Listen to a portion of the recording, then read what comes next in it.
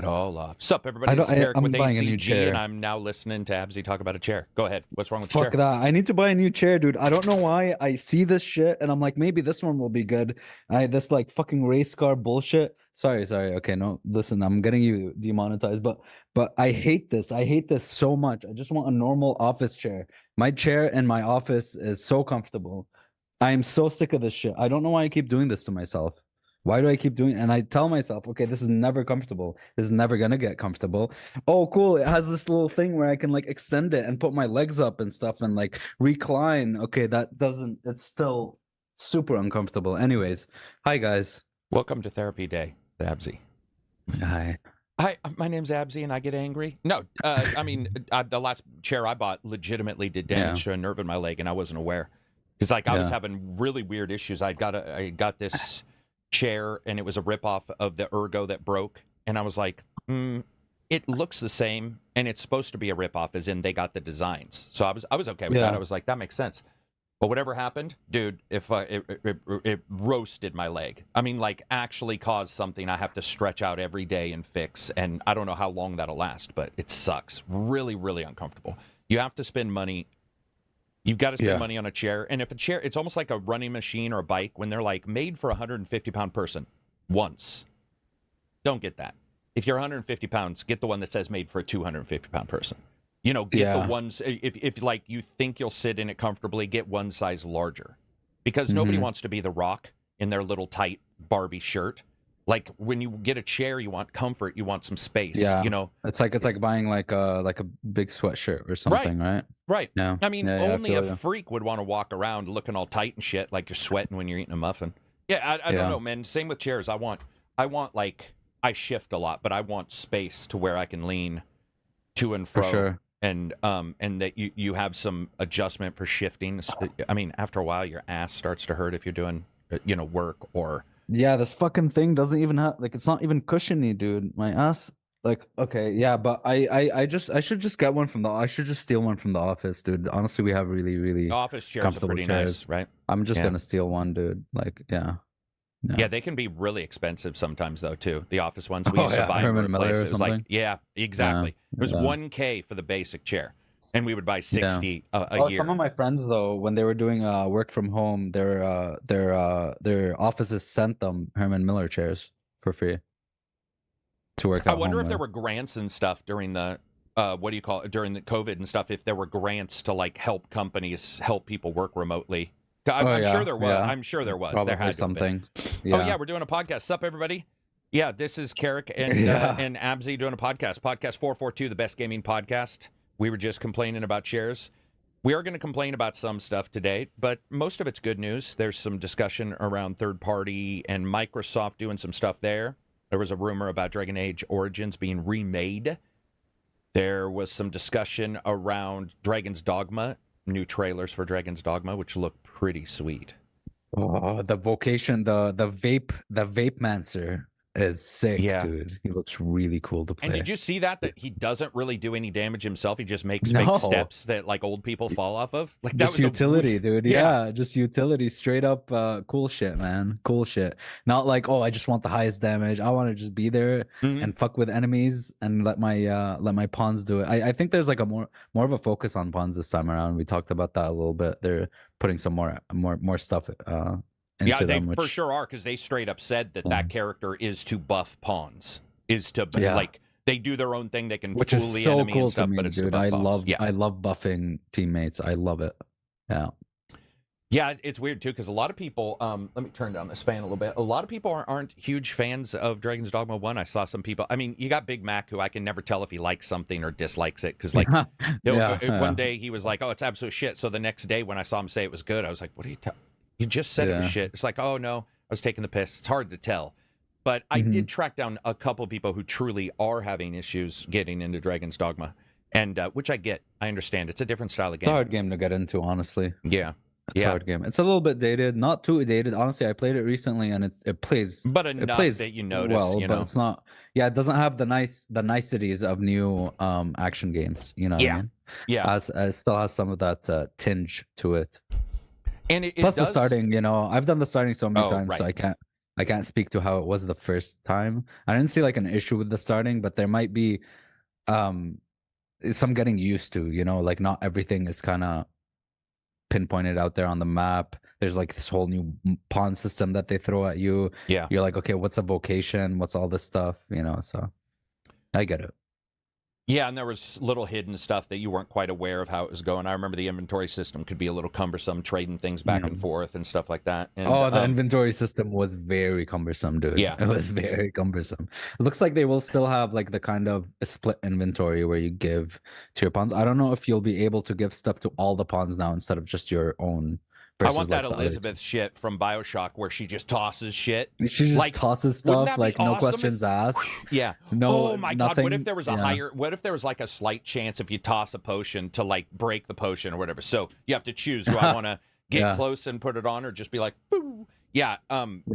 There's a lot of stuff going on in that game that looks good, but I don't think I think a lot of people who want to play it and think it's going to be Skyrim are going to be sorely disappointed. Oh yeah, no, it's not Skyrim at all. It's just Monster Hunter open world ish. You can say that. Dark Souls sometimes in how it requires you to watch out for the bosses. Little Devil May Cry in a way, Yeah, so a little. It's a mutt.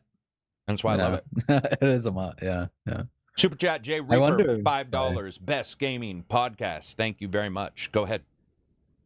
I feel like from the trailer, now I don't know, but from what I've heard, the voice acting and writing might be better in this. There might be some good story. It's not the what I like about Dragon's Dogma isn't the story. I like the journey, your own journey. Like I like the stuff you get into with your team. Like, oh, we just explored a cave, this and this happened, that and that happened, right? And like the stuff that just happens about. It's mostly like gameplay oriented, I feel like. But it looks to me, I don't know, because there's also the thing with like learning languages and meeting like different groups of people.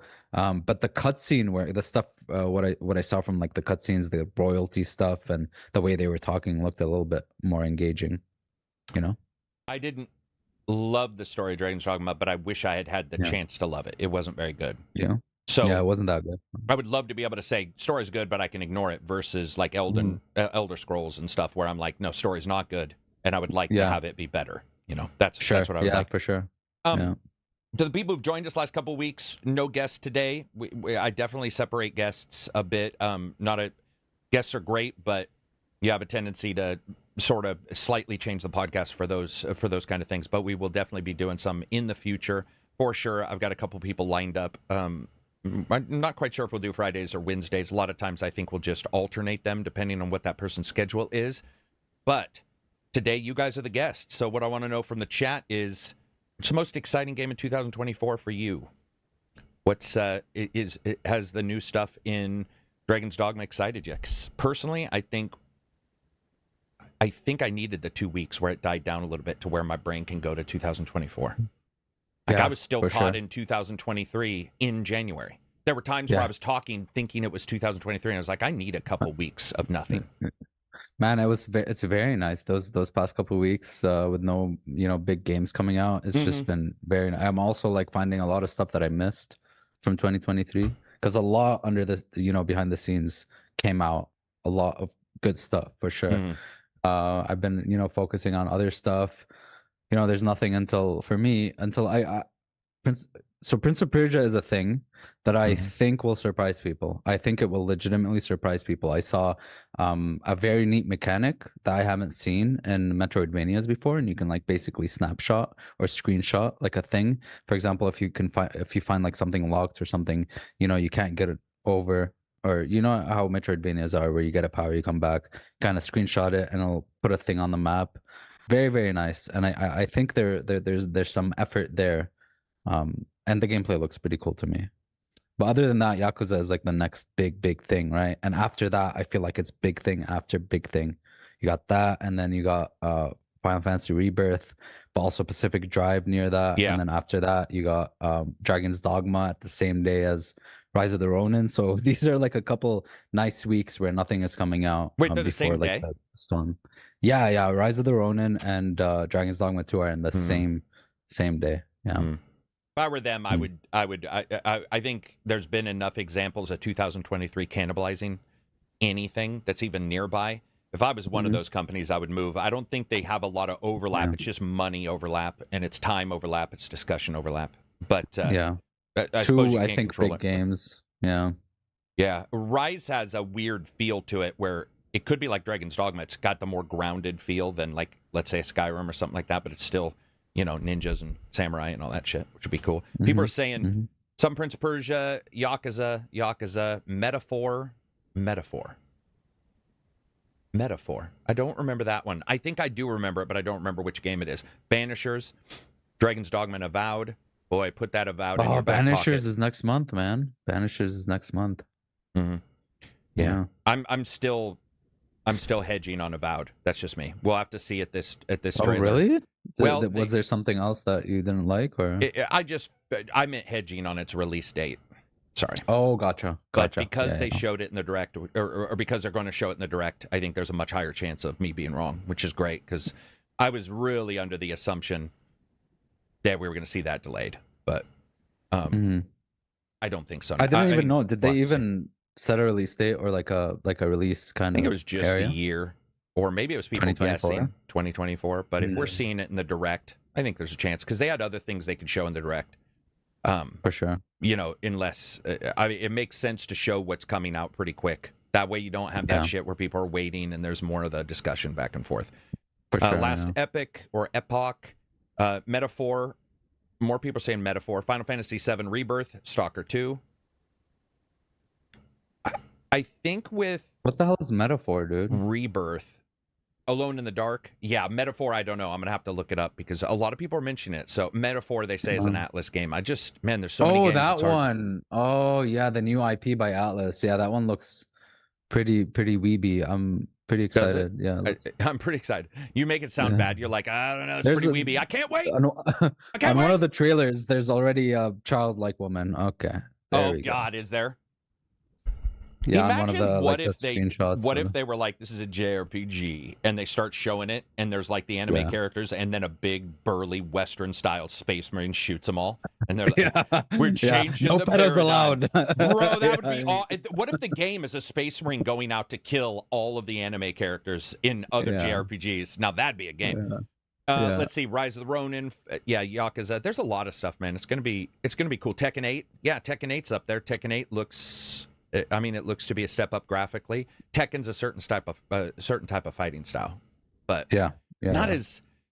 I love the idea of Tekken 8, and I enjoy the fighting, but there's something you know how it is. Every fighting game feels a little different. I don't like Mortal Kombat's fighting style as much as Street Fighter. Virtual Fighter I like the best, but Tekken's been hit and miss for me. There's been ones that felt really good, and then ones that didn't. What about a new Soul Calibur? That would be nice. Dude, when was the last Soul Calibur? I feel was that the one where people were doing like character creator and just showing their characters? No. They might have had one, but the big character creator was the 360 days. One of them, I've got it still. There was a massive great characters. No. It was a Soul Calibur. Oh, Soul Calibur. Okay. It was on the 360 back in the day. There was a great one with a really good. It was almost like the Mortal Kombat one where they had a really good character creator. It's the one where they could here's Donald Trump. Oh, here's dude, I love that. Like the Dragon's Dogma ones I post in Discord sometimes, where somebody makes Donald Trump and Clinton and as a pawn and a character, and you're like, dude, how'd they do that? Because I've been in that thing for years. Oh, dude, speaking of which, character creator in 2 looks way better. Yeah, obviously. Yeah. If you have a character creator, what's the worst character creator? I mean, there's been some bad ones, man. But it seems like with character creators, you want a good one, but we still get the shit ones. In chat, what's a terrible We still get the shit creator? Ones. I think like the ones that don't allow for much customization. I mean, Remnant wasn't that great. I can think Remnant wasn't that great. There's a bunch that were Darktide wasn't that great. I mean, Darktide, everyone just looked like ass. Identical. Yeah. But like, I think that was on purpose, right? Like all the prisoners just look like shit. Like there's no pretty people there. Oh, right. Yeah. You can't make a good looking guy or a girl. One of my least favorites, strangely enough, is Mass Effect, man. I could get some okay looking characters out of Mass Effect, but I always felt like it just wasn't as. It's like you're seeing this character all the time, and the fucking facial hair was terrible back in the day. We're starting to finally see, but remember, it looked like baby hair. or baby, or like, I'm sorry, but like doll hair was like, you know, painted to their faces, and it always looked so bad. And now we're dude. As somebody with a beard. Shepard was Shepard, man. I don't know. Like whenever I see Shepard, if someone uploads default, like a gameplay clip, default Shepard is. I get it. I don't know, man. It's a lot. Like default, like Shepard has so much character. It's not like he's not a blank slate or anything. So yeah, no, I get that. I saw a lot of people who just chose the default Shepards too. They like the European supermodel, I think, was the guy. No, I've never played the girl one. I've never played the girl. You changed your default, Shepherd. Or you mean you haven't played her at all? I've never played her at all. I hear she's great. Was it Jennifer Hale? Yeah, she's good. Yeah, I hear she was great. Yeah. It didn't change much for me, but she's good. And I would say that I didn't like their options either for the female, the character creator. I just felt like it's hard. There was something back then in that game where it was like everything looked like a really bad world police disguise on a normal Shepherd. Like you'd be like, I'm gonna make my guy. Like you'd look at him and go, that's still the same motherfucker under all that beard. You know what I mean? Like it looked, it was like pasting things on top of one another. But what's some other bad ones, man? So you were right though. Remnants is not great. Remnants isn't great. In fact, I felt particularly usually like Asian games are really good with it. Asian games are really good. You think so? Like they just, because of their like maybe the RPG background, so they're like, no idea about like Neo 2 was amazing. Neo Monster 2 was Hunter. amazing.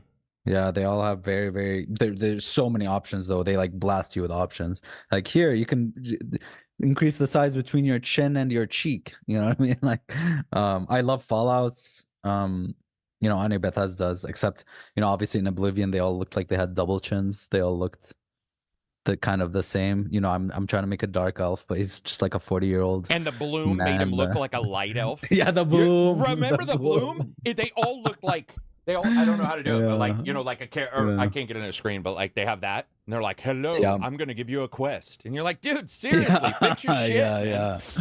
Yeah. And the way they look at you, just like the fisheye shit.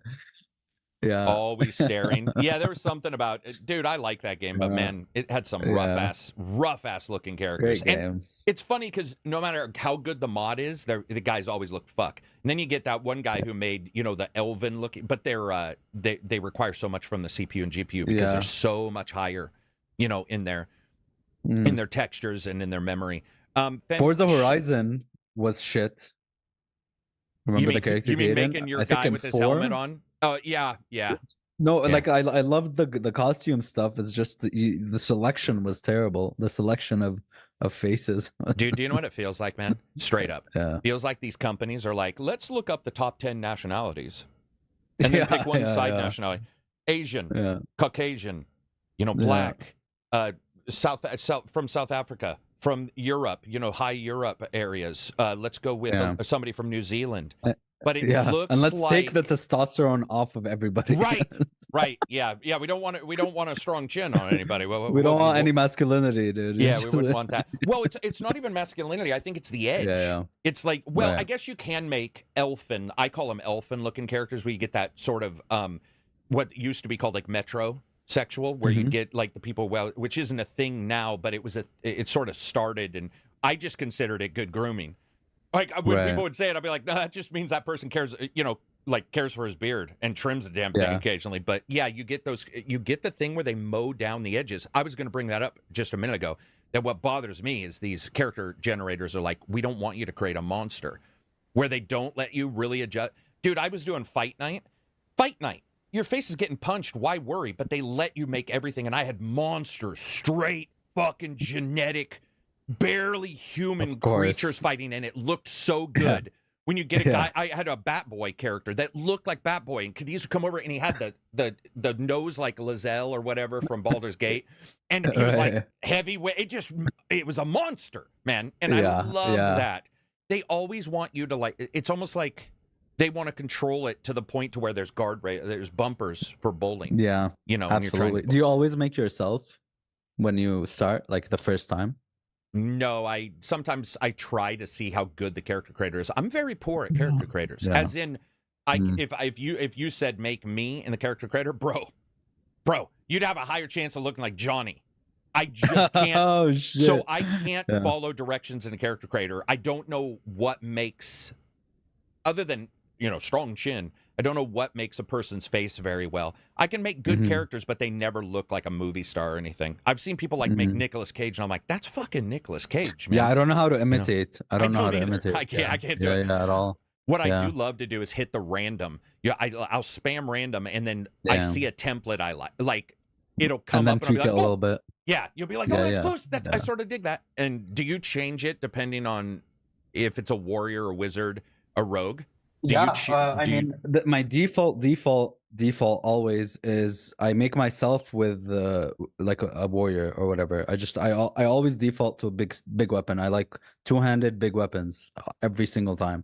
And then for subsequent playthroughs, like the wizard is like a thin, frail, sometimes a lot of times woman. And then I got like the big tank guy or what other classes are they? Like the rogue, like little thin, short, Ranger, stuff rogue. like that. Yeah, dude, for sure. I play into it. You know me, man. I never make like a big ass rogue. I play opposite. Yeah, I do. You do the I got opposite? the fat rogue. In one of my Nice.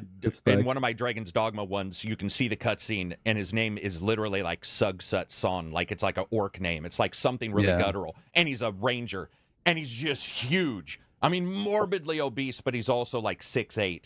And it cracks me up because that game cares. It's like you're too big to get in this hole, and so here's this guy who can't do half the rogue shit. And I sort of love it. Hard to sneak, Yeah. It's just like. I mean, some of my favorite things though is like doing stuff like that, and like RPGs that allow for it, like going a strength-based mage and pillars or something like that. It's pretty cool. Because like a strength-based mage, you can still do it where maybe you can still do some shit. Maybe one or two of your spells do use the strength. One rule system where you use strength because you're pulling like blood from people, and you're pulling their vitality into yourself. So now you have this buffed ass, ripped mage. He only's got 6 spells, but they 6 kick-ass spells. I love that kind of stuff, man. People are saying Diablo 4's character creator. I like Diablo 4's character creator because they still have a silhouette that makes them identifiable by class. Okay. Oh yeah, so I got it. Yeah, because it's like a subset. So like if you're making a barbarian, or not a barbarian, or if you're making like a druid, you're always going to be like a big burly fat dude. So that's sort of the silhouette. That's the silhouette, and then you change outline within it. Gotcha. Yeah. Gotcha. That makes sense. It's an ARPG, man. You're staring down at this guy. Sometimes you need to know who the fuck you are in the screen. Yeah, for sure. Somebody was trying to tell me a couple days ago, they were like, oh, yeah, man, I can pick out my character in an ARPG. And I'm like, I'm not 100% sure you can. You get like Diablo 4 or Path of Exile or Lost Ark, and shit starts going off. Because Cadiz plays the fuck out of him. Cadiz will be like, you can sometimes hear him quiet. And that's when I know he's character searching. He's like, where the fuck is my guy? And fireballs and shit exploding. That's half the fun. That's the thing with especially Path of Exile. Like the end game is basically how fast you can clear rooms with like massive AoE shit, and you're just running through, and there's like shit falling down all the time. It's awesome. I'm really excited. I used to joke Diablo 3, even not nearly as much, but I would always joke in Diablo 3 that you go into these ancient tombs like Indiana Jones, and then somersault your way through all the old shit and break it. And then you cast a spell, and you're like, fuck your old tomb. Fuck history. You were like the worst historian. And everything's on fire. That's part of the reason why I'm excited for Path of Exile 2 is because they're like bringing it back, making it more combo based. Yeah, they're doing it more like there's like a little bit more thought, more combos. You got to dodge stuff. It's much slower for sure. And I wanted that out of D4, which unfortunately wasn't the case. Yeah. Because people still wanted to clear rooms fast, but I'm excited for that for sure. Thank you everybody for the super chats. Also, thanks for joining in on the members, YouTube members. You can become a patron there. It's actually been cool. We've had about 16 people who are now YouTube members who jumped in the patron. Had some more people talking, some more people streaming. Day before yesterday, I finally saw people just literally tap out because they were so tired because they had streamed like 6 days in a row. And I was in there with game dev, and things got real quiet, and game dev's like, okay, I'm going to go. And I was like, yeah, me too. And the next day I woke up, and I'm like, I am now physically exhausted from streaming. Because we were streaming, there's 10 people streaming 10 games. And I'm always like, I can watch them all. I don't know what's happening, but I think my brain had been okay 3 days prior. But then after a while, you're looking at all these screens, and my brain was like, nah, man. You're done. It was like everybody's got their limits, but it was a good time, man. Someone brings up a good point or a point about what do you customization. feel? Yeah, what do you feel about character customization in first-person games? How do you feel about that? I just bitched about this. Remember when Rage 2 hid their store during the review period? And I called them out and got shit for that, but they hid the store and then it popped up and it's first person and you buy a skin for yourself. But did they? Yeah. Okay, that's stupid because there's like that money transaction, right? However, I did have to point out in their defense that Far Cry does it, but Far Cry's got co-op. So did Rage 2. They do have two or four. So I get it, but come on, man. Like, I don't know. Guns is one thing. You're staring at the gun. I would love to see reload animations. We've seen it in some games with the goofy reload animations, like the clip flipping in the air. That kind of stuff's pretty cool. But first-person skins in a first-person game is like... Not even skins. Like, do you spend much time... I mean, I guess like in Bethesda games, you can go into third person, the character and how they look, making your face and stuff in a first person game where you're not going to be looking at your face. I probably spend the same amount of time, but that's because I think in my brain, I'll see him the character inventory screen, or I'll see him, here. Yeah. So I mean, me, it's that's a good question. Go ahead. Sorry. For me, it's not about like seeing him. It's about, okay, I made this guy, right? And this guy is gonna fit, like, I make his background or whatever the hell the game process of what he is. It's my thought process. Like. It's like, oh, this is who he is. This is the guy I'm playing as, and this is, you know what I mean. This is his face. So it's just like etched into my brain or something, or like, I don't care about, like, I don't, even in third person games, it's not like I inspect my character all the time and look at him. But for skins, for first person games, I think weapon skins are definitely way more effective, right? Because you're looking at your weapon all the time. Yeah, you're just looking at them, you're seeing them. It makes sense at that time for you to like go ahead and do that kind of stuff. But I will say it feels a little cheap because I'll make it and then not even realize what I look like 5 hours later. In fact, there was one first-person game I was playing that finally showed a cutscene of my character, and I thought it was an NPC. That's how bad. Yeah. Where I was like, who's this guy? I'm like, fuck, that's me. Like, because you just don't see him at all. Yeah. But, and then there's like Star Wars where it's like you can customize the screws on your saber, which you're never gonna see, which I never got because I never I would fuck with it, and it's like this big, and it's cool. I guess they have that, but sexiness of a lightsaber, man. There is a sexiness like of lightsaber. You could people, if you gave people a choice, a real lightsaber or lose their penis, there's a high number of people that would choose to have a lightsaber. Lightsabers are hot, man. Lightsabers are cool. There is hot and cool. There's something about them. Replace your penis with a lightsaber. I'm just saying, man. You're not having a lot of sex. It may be cool to just have a lightsaber in your backyard chopping through your house. I just like lightsabers. Definitely sex. Right. And then I love guns. Like when you can augment the clip. Division has clips and 10 different scopes and 9 different triggers, and I like that. I buy off on that, even though you never see it. At least in Division 3, you really never see it because your character's ass is in the way. You know what I mean? Okay, you'll see it on the aim down, but when you're covering, maybe. Yeah, you just don't see it. Taking cover. Yeah. And when I play with friends, we're not like, "Hey, man, let me check you out," because that'd be creepy.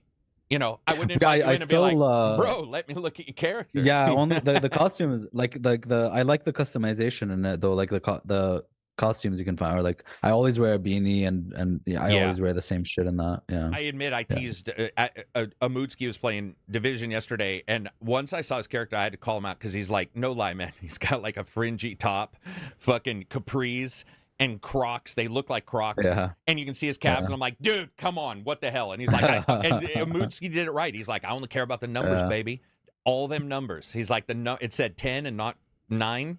I'm choosing that clothing. It doesn't matter what it looks like. I care about the numbers. Right. Let's see. First-person games with customization at least need to let you see your body when you look down. Yeah, that's a big... Dude, this has been brought up so many times. The reason why I don't necessarily need to see it is if I kneel and look down to, like, investigate something, I don't want to see my knees in my face. Sure. So it's like... But I do understand that if you're going to do customizations, you need to see it. Do you feel like games are better if you can see your lower body? Like, I don't really think about it that much. No, not really. But I feel like less games, like more games are doing that. Other than like indies and smaller games, I feel like most first-person games have the body. You can see your body. Even if it's like the chest piece or what, where you look down, maybe you can see your toes or something, but you see your, you see your legs while walking, and it's like super janky how you walk. You know, it's always like, yeah, because first-person view. You do not want it really how it is in real life because, I mean, people be puking everywhere. It's like if you You'll ever see watch, it in you got a friend an who's got unrecorded swagger or whatever, or like that cam game. Yeah, You'll see that. Yeah, that game looked awesome, but man, if you're playing that game and there's head movement, it's not yours because they want to show that, you're gonna be all over the place. Yeah. Outriders, Watts says. Outriders. I barely remember. I did like the art design in Outriders. I like the Gears ripoff that it did. I don't remember the character creation. I don't remember that either. I just remember liking some of the... It also looked a little B, let's be honest. But there were a little B level, but there was some cool stuff there. Neil, apologize if I mispronounce that. He says, as someone from South Africa, I would play as a South African. Yeah, I get that. I mean, I think I get that. I don't play as another race usually. Like, for the most part, I usually just, I try to pick, like, the burly Caucasian guy. Except in World War Z. I just play a white guy. Like, I don't know how to... World War Z, there's an Asian guy that looks awesome. He's got a beanie, and he's, like, stabbing people in his World War Z animation. Yeah, when it's, like, pre-made characters, I mess around with a lot. There's this girl with, like, a bike helmet and stuff. But, for me, I just... Yeah, that's true. There's my skin tone, which is, like, whitish... And you then choose just black to hair. match your skin tone. I guess so. I mean, I don't know. It's like just like kind of white. I don't know. And then black hair. What I've noticed is usually you have a big gap between white and like somewhat tanned. I've noticed that. So you don't get these shades because there's so many. Well, there's so many shades of people. It's absolutely nuts. The variation. Olive. You're like olive or whatever, and then I've been like, well, you know what? It's winter time. I'm a little like I'm whiter than normal. I'm gonna look at the pale character. You turn them on, they look like Oblivion, where you're like, whoa, that guy is white. That guy is like glowing in the dark. I love that kind of stuff, though. Character creators, like, I mean, dude, I could spend hours playing just in that. For sure. Craig says, ACG, did you play a human in Baldur's Gate? No, I played a kick-ass looking orc. Their character creator was pretty cool with the faces. Shit. And I played Sugset actually. Yeah, he was a great character, man. He was. They did cool ears. I'm a fan for ears, man. Fantasy World's gotta nail the ears. You had like the thing in your head, the thing. Yeah, the worm thing. No, the what the hell is it called? The urge, the dark urge. Oh yeah, I went dark urge. You did that, right? Yeah, for sure. Lucky, man. I wish I did that. I'm an idiot. But yeah, no, I went human. Did you go human? Gennaro human. Did you do any facial things that were weird? Like, did you make him look a little crunched up? Like he'd been punched up? Oh, really? It was. No, I made him look like me-ish. It's just Absy staring back at Absy. It's just Absy. Yeah, that's just That's what I do the first time in games, man, in RPGs. Oh yeah, you said the first choices. Time you play like yourself. Yeah. Makes sense. Sailor Mercury says, that's the one disappointment of Cyberpunk. Such an innovative character customization system, but you rarely see yourselves. I agree with that. Like, I do get why people... That wasn't my issue with the game. Innovative? I had a lot of... I guess it's innovative that you can change your dick, but you're never seeing your dick. Well, yeah, true. Maybe innovative is the wrong one, but it certainly lets you change a bunch of stuff, and then you don't see it almost ever. Sure. Yeah. The issue with that one too is that you don't get reflected other than those little mirrors, right? There's no reflection of the character. I don't think you're even drawn into the game or something correctly. Yeah. So I don't know. I mean, if you could see, if they utilized whatever their path tracing or whatever, and you could see yourself and the sides of buildings and reflections and the puddles and stuff, that would be cool. That'd be better. Jimbotron 5000 said, I used Cyberpunk Character Creator and screenshotted characters in Night City for character profiles for a tabletop RPG. I am DMing. Yeah, that could work. Photo modes are getting great. We were talking about Starfield's photo mode where it takes the picture you took and puts it in your loading screen. That's the best idea ever. I think they did that for Fallout 76, and it's just every game should do that. That's what caused me to take screenshots. Like, I don't ever take screenshots. Dude, I started once, and I found it on accident. I took a screenshot to test the actual ability of it, and then was adventuring, and I saw a picture and went, that doesn't look like any other picture that the loading screens have used. And then I realized, oh shit, it's taking a picture of that creature that I did. And then I was like, time to take some pictures. And correct me if I'm wrong. I don't know if it's like maybe totally random, but I feel like if you take a picture on a certain planet, when you load into that planet, it kind of prioritizes higher. Maybe maybe it was just like, a coincidence that happened to me a lot, but I think that's the case. And the other big one that caused me to take photos straight up and got better with its sequel is Spider-Man. The comic book thing. I had wanted that forever. I love the ability to put stickers on. That was just, I mean, it doesn't make the game. It does make the game better, I guess. But there's something about it. I just like it. It's tourism. It's like, and you can, I saw some people take some really shitty pictures because Spider-Man's also really busy. And so in the middle of a battle, if you try to take a picture, sometimes you're like, what's happening in this screen? But overall, that was awesome too. Let's move on from there and talk about some news. Jeez, that was one hell of an opening. I forgot what we were going to talk about. Let's do Dragon Age Origins. So, there was this weird rumor that was going to get a remake. That's weird, right? That's very random. It is very random. It is, dude. It still plays well. I'm sorry, like the first one does not need a remake. I personally believe that it plays well as a CRPG, like very well on its own. Maybe you can slap a mod in there. Obviously, it doesn't look like a new AAA game. Right. Yeah, of course. But I have a feeling that if they're going to remake it, they're going to change the combat system to be more like controller friendly and, maybe real time or something. And I just loved the real time with pause that they had with the, with the tactical mode and everything. It just works really well. That's like what does need a remake is Jade Empire. That needs a remake. Yeah. KOTOR would be nice. KOTOR would be nice, but Jade Empire feels. Jade Empire needs one. Jade Empire is the one that, like, of the BioWare game you can't get back into. You can get back into every other BioWare game, but that one is very crunchy. Dragon Age Origins still plays really well. I really love that game. Yeah. And I feel like we're all waiting on Dragon Age, whatever, Doomwolf or Dumberborn or whatever. It's just, like, why? Yeah, we haven't heard much about it, and it's like, I don't know. Did you read about the leaks about it? Okay, but I did read some of the leaks. They were involved in the same leak as the one for the remake. And the leaks there weren't really surprising to me. It was like there wasn't a lot. The only surprising thing was the Dragon Age Origins, where I was like, oh really? But other than that, they're like, they want the game to be good. Go ahead. Sorry, I just want. What did they say about like Dreadnought? They're like, okay, this is gonna be the final Dragon Age game, or Dragon Age to end the era of or story or whatever. And they also they're working hard on something. They want it to be like very good. Basically, that's like basically what it said, right? They were saying heavy. They wanted to sell well, and they also know that's why they're taking that long, is they want it to do well. And it seems to me like it's like, oh, we want to make a lot of money off of it, but it seems like the mindset has changed about that, where before I think a lot of the microtransaction stuff and like live service stuff was very, appealing to them. But I feel like after 2023 and maybe even 2022, and they're like, okay, we want it to be like a good game, like a content filled. It seems to me that they spoke that way, where it's like, okay, we're seeing a lot of single player games like Baldur's Gate 3, or they're focusing on a lot of RPG aspects and just having good content in it, good writing, blah blah blah, to just sell well. But I'm not holding my hopes up, because BioWare hasn't been good for like a decade. Yeah, and we need to. I had to remind people in the Discord, because they went off on the weirdest tangent. That is not the company. That's a person translating what they talked to somebody and got.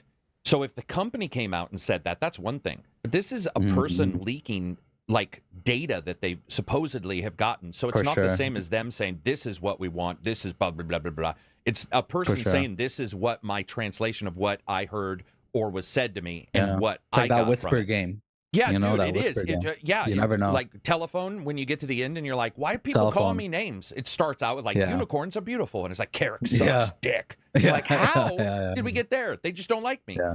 Dude, I hate that shit, because we are running it, even you did, and not on purpose, but we run it in a first person. We start talking about they're saying this, and it's like, well, they're not saying that. We don't, we just don't know, man. And the same thing with Dragon Age Origins. We don't know why they're doing it, but I got to tell you, it's weird if they are. Because I would rather a remaster. This is one of the few times I'd rather a remaster than a remake. Honestly, honest to God. Yeah, well, I don't want the amount of time and money. Why spend that on Dreadwolf, man? Don't absolutely. Yeah. Like there's no real reason. Like you said, it plays pretty well. Origins has a cool starting. What was it, like a couple hours where your origin matters? And right, each one's different. Yeah, and further a little bit, but the starting was like completely different for each different kind of, not just race, but like there's a sub race like noble or street urchin or whatever the hell those were, right? They all were different. Maybe it's. maybe it's possible that everybody just sees. Dude, I would hate this. I don't even want to say it out loud because I don't want it to like come true. But I mean, I would certainly hope that people aren't just seeing Baldur's Gate and rummaging through their libraries and being like, "What's the least we can do?" Probably. Yeah. Probably. Yeah, that excites me, and at the same time doesn't, because exactly. On one hand, why wouldn't they just remake Baldur's Gate 1 and 2? Right? Wouldn't that be the move? Like, or is there like not licensing them, different issues? company, not them. Yeah, that would be better, way better. But that would be, or Icewind Dale, but those. Wouldn't their business move be like, hey, Baldur's Gate 3 came out, did so well, what if we just remade 1 and 2? Yeah, well, again, they would have to buy the IP though, because Baldur's Gate is owned by them. But it would be cool for them to do that. I would rather see those because they are old. They're ancient. I think Dragon's Age Origins, when I look at it, technically, I would love to see some improvements on textures and stuff, and character animations and shit. But yeah, there isn't much that needs to be changed. I do believe, I could be wrong, but I do believe that Dragon Age Origins still has what some people claim are problematic tropes too. So I don't know how that would go. I believe so. Yeah. And yeah, I guess so. Personally, I can only speak for myself, but when I look at those, they're nowhere near as troublesome as maybe real ones years and years ago. To me, it's just more like, here's a dark elf, here's a blah, blah, blah. And I don't remember what they have in, but I could see some people getting mad. I saw some people saying something about dwarves a couple days ago, and I was just like, man, we're screwed. No shot. Oh my goodness. We're screwed. Well, it's like heightist or something. Yeah, or something. Yeah, heightist. Or I'll see the somebody be like, this girl's 45. This the actor I love from Bullet Train. The guy, the brother. They call themselves brother. The black guy, the two hitmen, and he's married to a 45-year-old woman. He married her very young. And she's much older than him, and people are just all over him. They're like, it's impossible to be compatible. Blah, blah, blah. I'm just like, ageism, all that kind of stuff just disturbs me. Doesn't dwarves have like the opposite effect where, like, let's say I suffered from dwarfism. I guess the one thing I would look to is like, oh my God, like look at all these badass dwarves in Lord of the Rings or whatever. I'm like, hell yeah, I feel represented in some way. No? Toss me. Gimli. Toss me. Yeah. Dude, that guy's one of my favorite actors of all time anyway, from everything or like Lannister, Tyrion Lannister, Oh yeah, right. Yeah, dude. Yeah. Dinklage is so good too. He's been in he failed in Destiny. Destiny, man. This wizard on the moon. You're like, what the fuck? That guy's a great actor too. He's a great actor, man. Yeah. I mean, he must have been just high as fuck, or they were just like, read these lines like you are bored. He was great in those funeral There is a wizard on the moon. The what? Yeah. Death at a Funeral, both the British version and the I haven't seen him in that. I haven't seen American version. Yeah, that was somewhere. Back to the remake. Sure. I don't know what engine that is, so I guess that's one thing.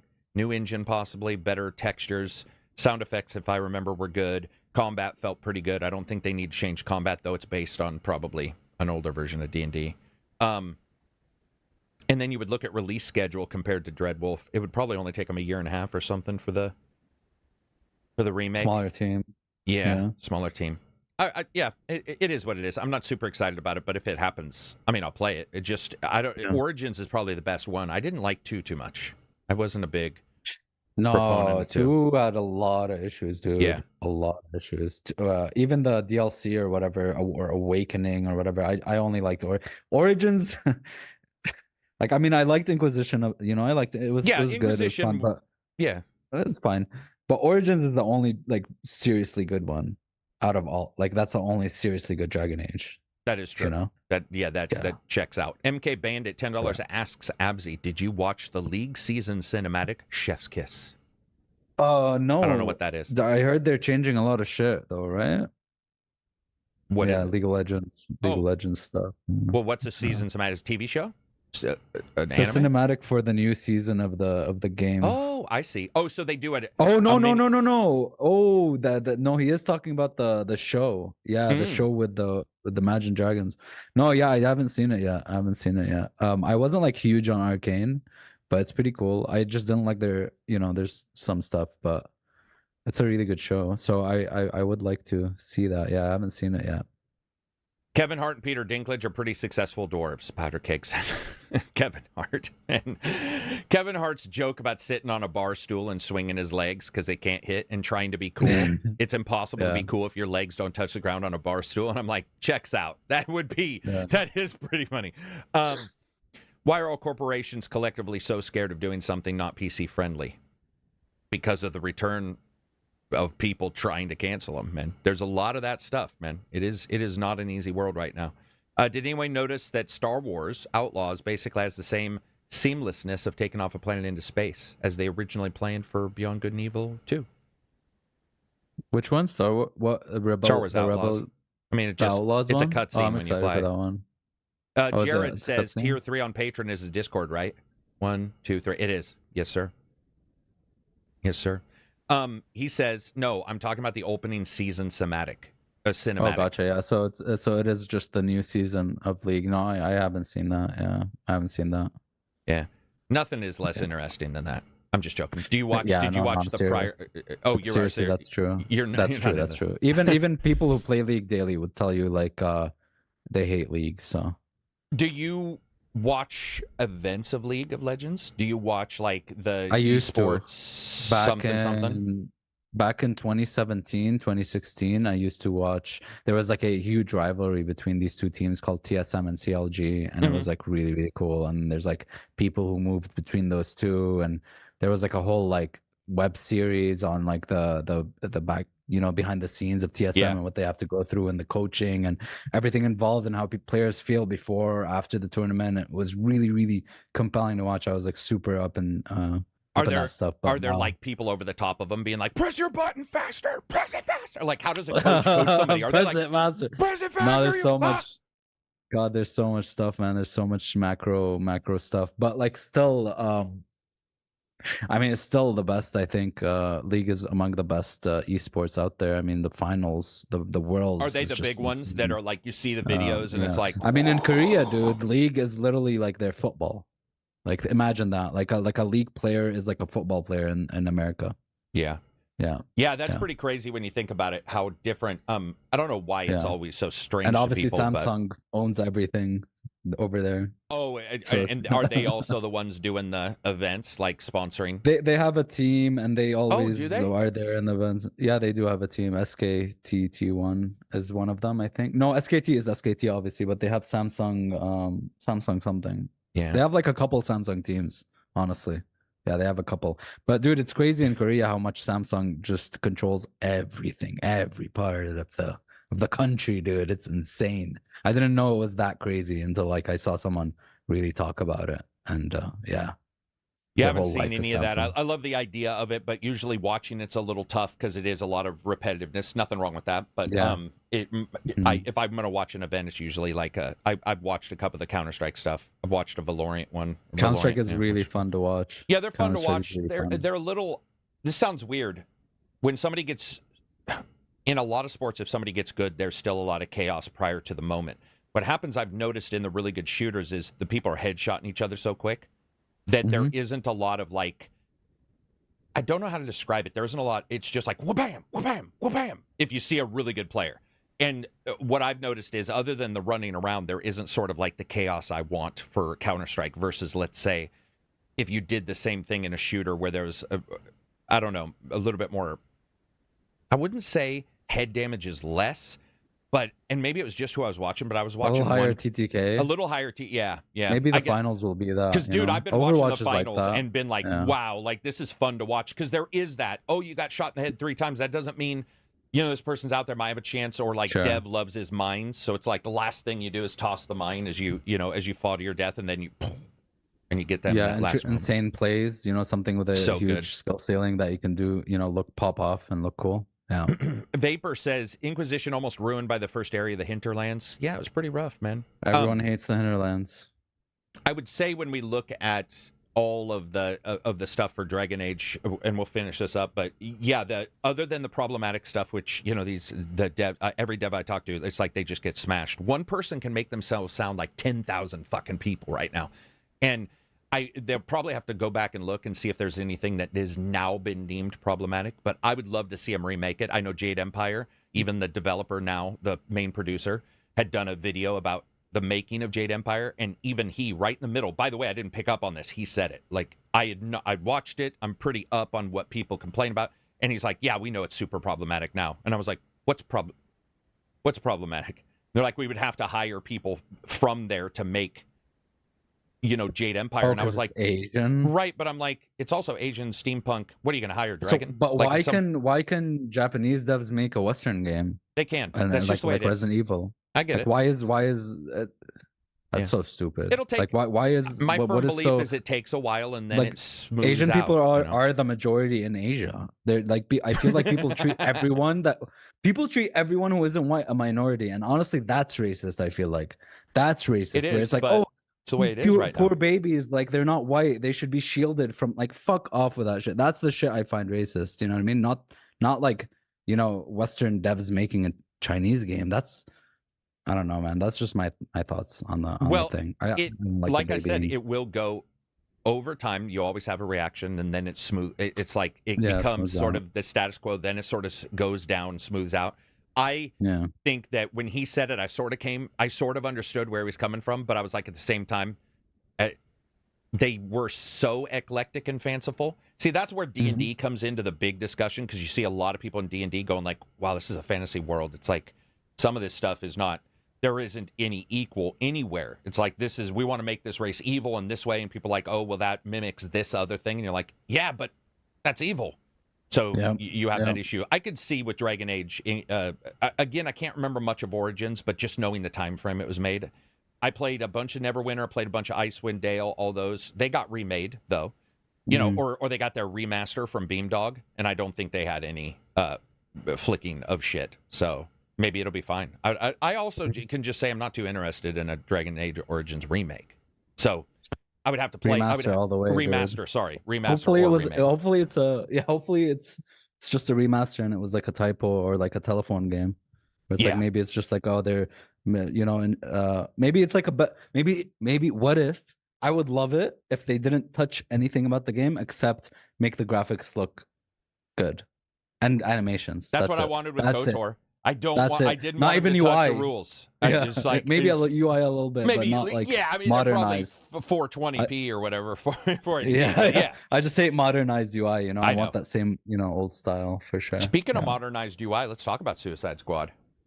So I saw the impressions. One was UI was a complaint, but I was surprised. I thought they were going to be universally negative. I just thought that. And so what I did was I went to everybody I could find for Suicide Squad impressions, websites. Then I also looked back on what the website had said prior, right? Prior to getting hands on, because you sort of know if somebody's going into it with a clean slate or if they're going into it with a provable, sort of like a proof. They're like, we're ready to bitch or we're ready to like it. It's all the same. But it was actually interesting because it felt sort of 50-50. It's like I saw a lot of people saying, well, for example, I saw 3 or 4 websites. I think Eurogame was one of them, but they're like, we came out much more confident in what we played than what we ever thought we were going to be. And then IGN was like, we already hated it and we continue to. Well, actually, I think they said they hated it more. Right. Yeah, they said that they disliked it more. And outright, that's completely fine as well. But then I saw there was a Game Informer had one. There's Games Radar had one. Games Radar was sort of, I guess you'd consider it to be middle ground. They had some issues. They were like, feels like it's trying to do this, but it's picking on tropes that we've seen before. And then I saw one that I just have to bring up because it bothers me. Dude, there's 3 or 4 things on the internet that bothers me. One is when somebody says, who asked for this? And then the other is when somebody says, who's this game for? And I'm like, dude, who is this game for might be the dumbest sentence in history. Like, who is it for? It's for whoever plays it and likes it. Games should not be made for everybody. That's exactly what we want to get away from. If you hear somebody saying, who's this game for? You're like, dude, you're completely the opposite of the way games should be. Like, that is the dumbest thing to say. There's so many other things you could bitch about. And which I got their bitches, though. The complaints themselves were fine. But it was that sentence of, who is this game for? I'm like, man, what are we doing? Like, why are we at that point? The other complaints were realistic. People were like, well, we're accustomed to Arcane we're accustomed to is it no Arkham. Arkham. You mean Arkham? We're accustomed to Arkham, blah blah blah. This is different. I'm like, yeah, I'm sorry, but Arkham Knight was 7 years ago. Like, we are moving forward. The big thing I think people should worry about is like the service games idea. How is that gonna, how is that gonna try out? I saw a lot of people saying they love the mobility versus Gotham Knights in particular, which was terrible. Absolutely. The mobility in this one looks insanely way good. better. It doesn't even look in the same sort of bailiwick. But it was interesting to look because I had originally seen people saying everything was negative, and I was like, oh, here we go, because I had read it, so I just took it as it's probably true. And then when I started looking, I was like, oh, it's not even near that. In fact, it's way more 50-50 than I expected. I really did expect every single place who touched it to hate it. And instead, seeing people say, actually, I liked it way more than I expected, and I'm sort of excited to review it. I was like, all right, that was not... You also got to keep in mind, obviously, they had a limited time to play it, right? Yeah. It was cultivated, and the thing is, they said, too. Very... For sure. Linear or like small slicer. It was controlled by the people showing them the demo. Sure. There were some things they didn't want to see. Sorry, continue. No, it's okay. Yeah, no, what I think is, from what I've seen, especially the boomerang gameplay, it looks fucking bonkers. I think the movement, the mobility, the way how snappy it is, how tight it is, it looks really, really good, honestly, like gameplay wise, combat wise, strictly, and traversal. It looks like all of them have neat ways of traversal, and it's not just like flying around or doing whatever. It seems to me that it's not too animation based, like you could still do some really cool stuff. The thing that is going to make or break it is obviously the longevity. How much fun is it going to be for how long? And how's like the context around everything you're doing? Is it going to be stupid or is it going to be good? I don't mean just story, because I couldn't, honestly, even if the story is bad, if the gameplay is really good and there's really good progression systems, it can be that type of game where it's really fun to like keep playing with your friends, or pop in, play some, pop out. But the thing is that even Anthem was fun for like a couple minutes. Absolutely. Yep. So it can be that.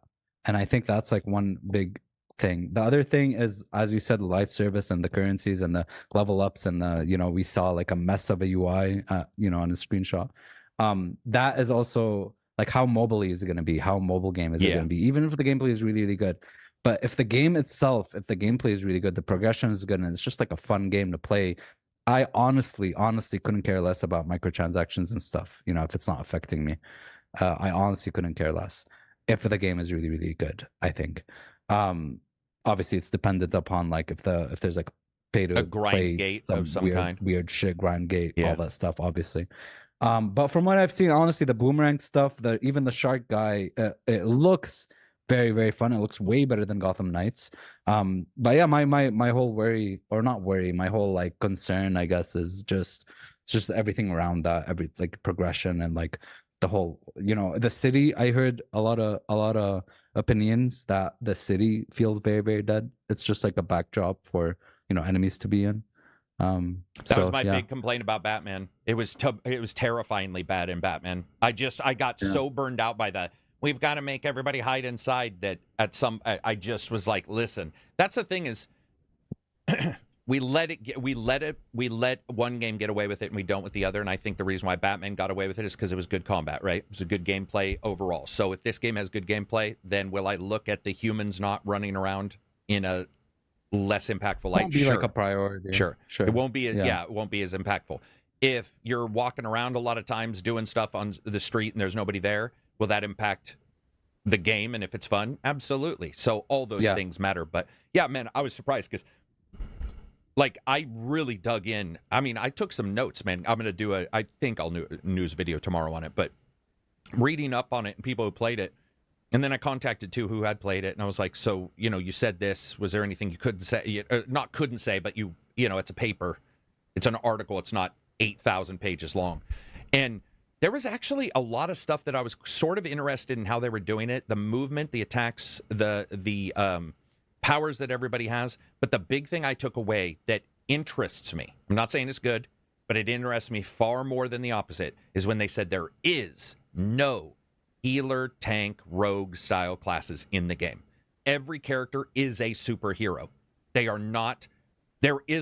might have an ability that's sort of like that, but there is not that very atypical feeling of being hammered down into some spot, and you sort of feel like, oh, if we're going to play this boss, we need all 4 because one's instead you might say we need all 4 because they have these very usable skills or abilities. And dude, I'm really excited for that because I got to tell you, every time I go into a game and when you start picking classes, I'm always looking for the class that's named not tank but is tank. You know, they'll be like, big guy, and you're all tank. But like I know it, you know, you could just sort of hellfire and you're a DPS. You just sort of know in your head. So that was exciting to me, was sort of see that. I don't even remember when it comes out. Is it February? Yeah.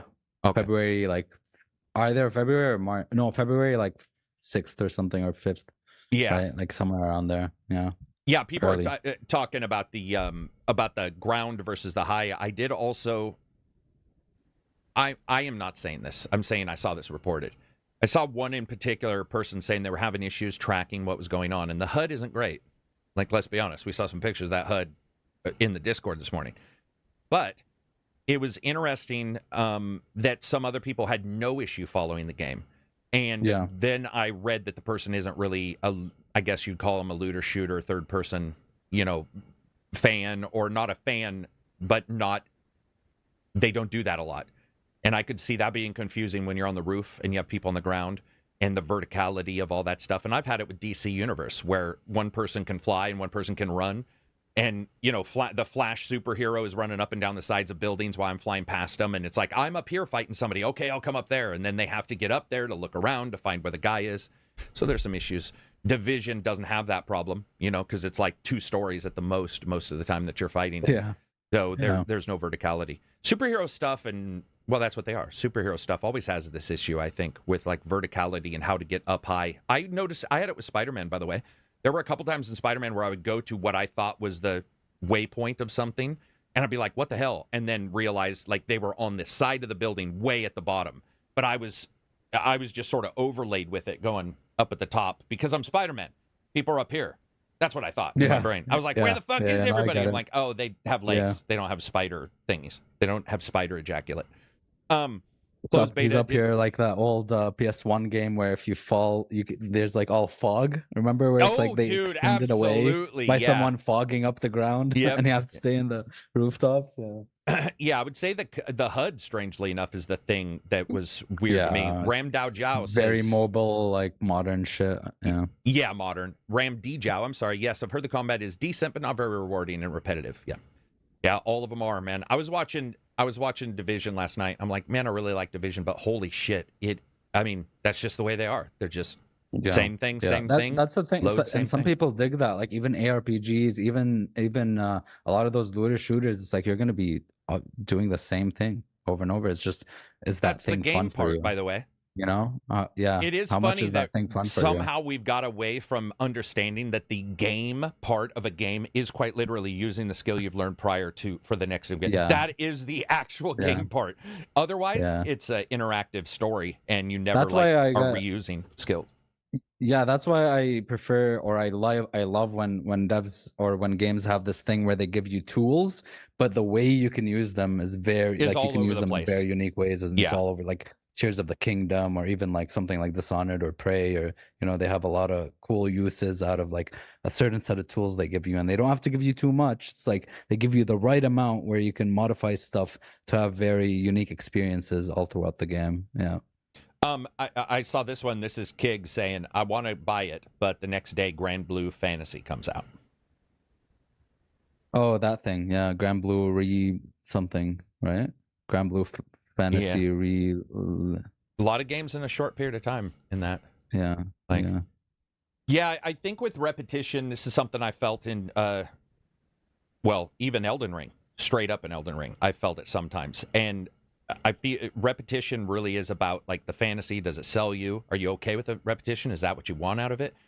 Everybody's different, man. That's why it's really difficult, because I have seen some of you guys play games where I'm like, wow, that is like 1, 2, 3, but they're into the fantasy of the world, or they're into the character. Dude, I liked Death Stranding, and I liked surveying planets in Starfield for hours. Like there are some things that like just grab you, or like just looting shit, doing nothing, going to, through random, that's something I liked. You know what I mean? And other people hated it.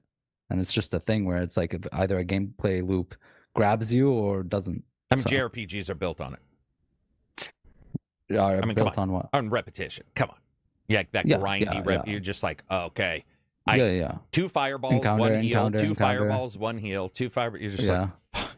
Yeah, those fucking turn-based encounters where all you do is attack, and then they give you like debuffs, but you can't use them on bosses, so you just never use them ever because it doesn't work on bosses, and that's the only time you'd want to use it. Oh my god, yeah, the skill that magically doesn't work on the one guy you would want to use it on. Yeah, man, dude, and you know it sometimes. Some developers will try to throw you a bone by like showing him walk out of fire to indicate he's not going to get hit by fire.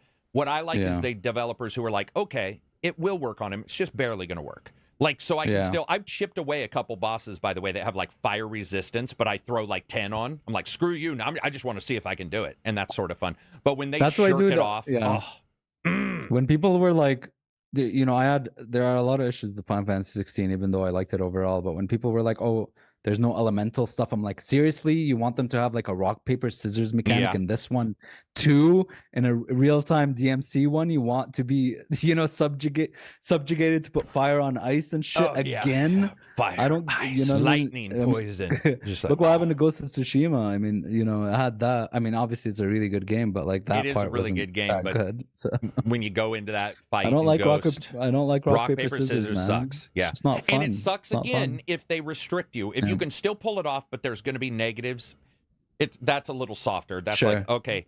But when you swing a sword or whatever and you go to swing at the other guy and he has the magical ability to, you know, block every Spider-Man had it sometimes with the big guys where I would get mad at Spider-Man. Oh, God, the parry dodge thing. God, I did not like that. Like, come on, you that's gotta like figure out a way to do this. That goes against the thing I like about games giving you tools and letting you use them how you want to. That goes directly against that, and I don't like it at all. Yeah. I feel that you could add Hellblade 2 in March or February window. Yeah, we're gonna see about Hellblade, right? That's on the Direct, isn't it? Yeah, it's Direct. It's one of the games being shown in the Direct. We'll talk about that in just a second. So Suicide Squad impressions uniformly, percentage-wise, probably in the middle. Some loving it, some liking it, I would say. Some disliking it. I didn't see any hate. I will say that. I think I said hate, and I should take it back. When I read all of the things, I didn't see any hate. I just saw a lot of humdrum, or it's just a thing. And then I saw people saying this is a way better thing than I thought. So it was just sort of like, instead of 100 and 0 is 25 on each side, and then 50 down the center. So I want to see it. I can't wait, man, because I tried out Gotham Knights. I was like, hey, I'm going to give it a chance. It could turn, or I didn't like Gotham Knights. Gotham Knights, yeah. I thought that it was too animation heavy. Like, it was just too, I didn't like the combat at all in that one. Yeah. So I'm glad this one looks more snappy and looks more like tighter. Yeah. And I want to be a shark dude. Shark dude looks cool, man. I want to throw my boomerang and teleport to it. I think that's really cool. Yep. I don't play those, I don't see those superheroes represented in the superhero games I like. It's usually Iron Man, fucking fire guy. And so the idea to be a shark, I'm excited to at least try it out. Even if I hate it, it's like, well, I finally got a chance to see. That would be fun. Let's see. Other people talking about Tekken 8, Grand Blue, more titles in January and February. I hope ACG live streams the developer direct. Who's this ACG guy talking about? The Angry Centaur Gaming. That dude fucking sucks, man. I hate that guy. I hate him. He's a liar. When is it? It's 18th. I think it turns out to be like a Thursday. 18th is a Thursday. Yeah. I can do it. Those events, when they're specific events, we've got burned a lot of times. So here's the big thing that bothers me. Every time there's a Sony Direct, people are like, it's gonna be Bloodborne 2. And everybody's like, it's gonna be the best thing ever. And we've sat through so many of these disasters. They're like, let me show you PSVR, the same games you've seen 1,000 times. Xbox does the same thing. Nintendo's are, I feel like I'm genuinely sometimes surprised by Nintendo, but it may just be because I don't follow them closely. Yeah, for sure. Yeah. But I feel this weird dread, dude. I get excitement before these events, and that night I go to bed, and I get a dread that's like, oh my, is this going to be 2 hours of just, Yeah. I guess with these games, we know what games, so that's a positive. We know what's being shown. So... I genuinely am surprised by the lineup they have for that. They got some good stuff. I didn't expect, especially Indiana Jones. Well, let's jump into it. We haven't seen anything. No. So Indiana Jones, right? What else? There's a game Hellblade 2, and then Avowed. There's and the strategy game. Yeah, which looks really cool that I didn't know about before. They've got that. A new, like the Civilization. What's it called, I think it's called like a new or something. It's from like old that. Civ devs, right? Like I'm very interested in that for sure. Very interested in that. Yeah. It looks like a mix of like Civ, Age of Empires, Empire Earth, like everything together. It looks pretty good. I don't think it's going to appeal to most unless you're that kind of fan. But from what I saw, it appeals to me. I mean, I'm an Age of every game on that fan. list, I would like to hear, more developer talk on. For sure, 100%. And I want to hear especially what they're taking, either what they're taking or how they're moving on from like something like Wolfenstein to something like Indiana Jones. What's going to be similar, what's going to be different, how they're pivoting, you know what I mean? Yeah, everybody in chat, what is there any game you're interested on there to see? I think we're also going to see some hidden stuff. That's just my guess. They're saying that there's 4, right? Oxide has a game, which is, I believe, that a new. Oxide, then you have Machine Games, you have Ninja Theory, and you have Obsidian showing Avowed. Ara History Untold, that's the one. All right, I was calling it a new. A new sounds like a new, like you've done something anew, so it made sense to me. Right. I think we'll probably see it. 1 or 2 other things that isn't on the list. I could be wrong on that. I'm just guessing, but maybe I'd be happy with just the list. Like I don't mind. But if they if they brought in some Stalker 2 in there, I wouldn't be mad.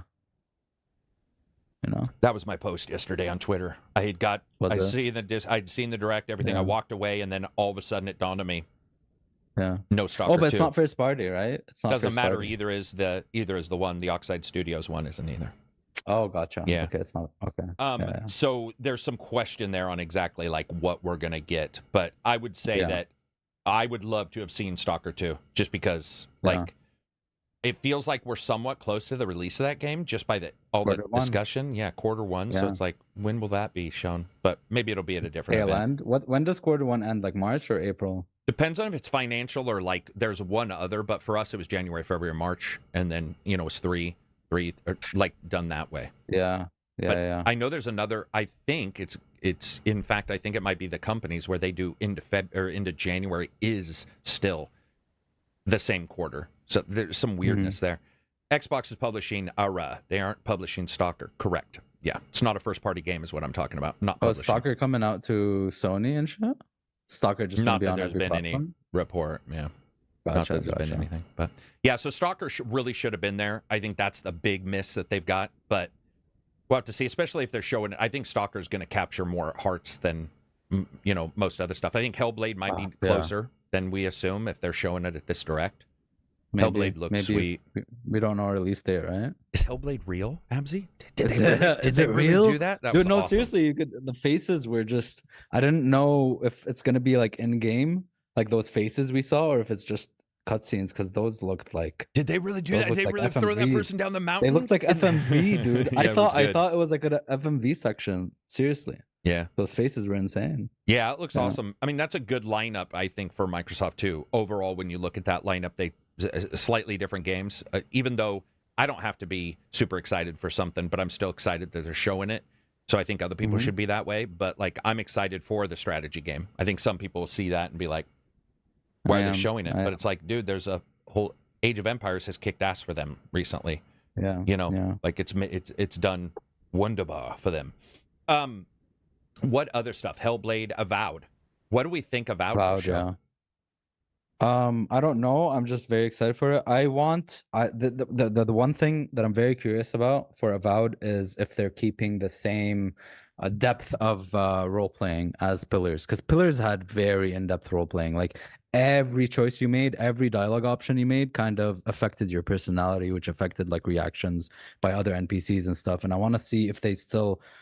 I mean, I think it will. I think they're pretty good at staying true to that stuff. Maybe not as in depth, but I think I don't think they'll skimp out and be like, hey, this is I don't think they'll skimp out on RPG mechanics. But I am very curious about it. Also, I'm curious about the magic looked really cool.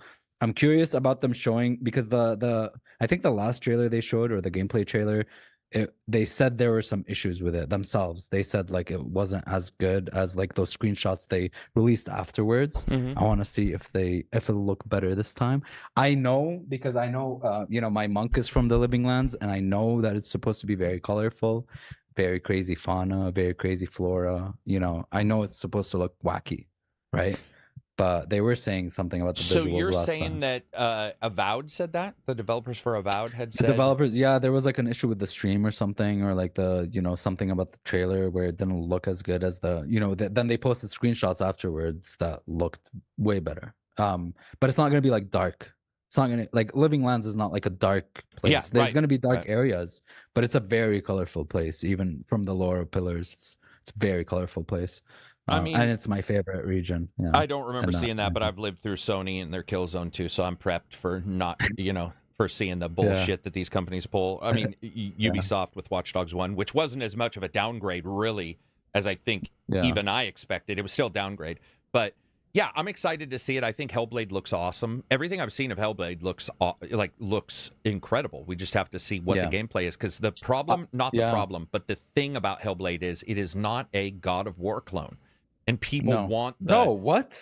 Not even close. It isn't. Not even but close. People see it and they want the constant, they want that battle, and it's like, dude, it is a weird title, admittedly. Hellblade's weird. It's like, it looks like it'll be war. It's a warrior, girl with a big sword. She does have a couple battles, but it's much more about the cerebral horror of battle and loss. Yeah, it's much more in than out. It's much more in. Yeah, that's true. Yeah, self-reflecting and it's I wonder though, do you think because the first one was a AA, do you think do you think this one's going to be a bigger game, or do you think they'll keep it around the same? Do you think it's going to be like a bigger, but not like big, maybe like big, not big, but I do think that Hellblade felt small. So it is small. You know what I mean? Like, it's like the production value of AAA, but in a very small scope. And I think the big problem they have is they have to look at it and be like, all right, man, we've got to make it bigger, but not bloated bigger. We have to make it bigger, but not. And see, here's what I don't agree with. If they did a game a year that was 3 hours of Hellblade, I'd be all for that shit.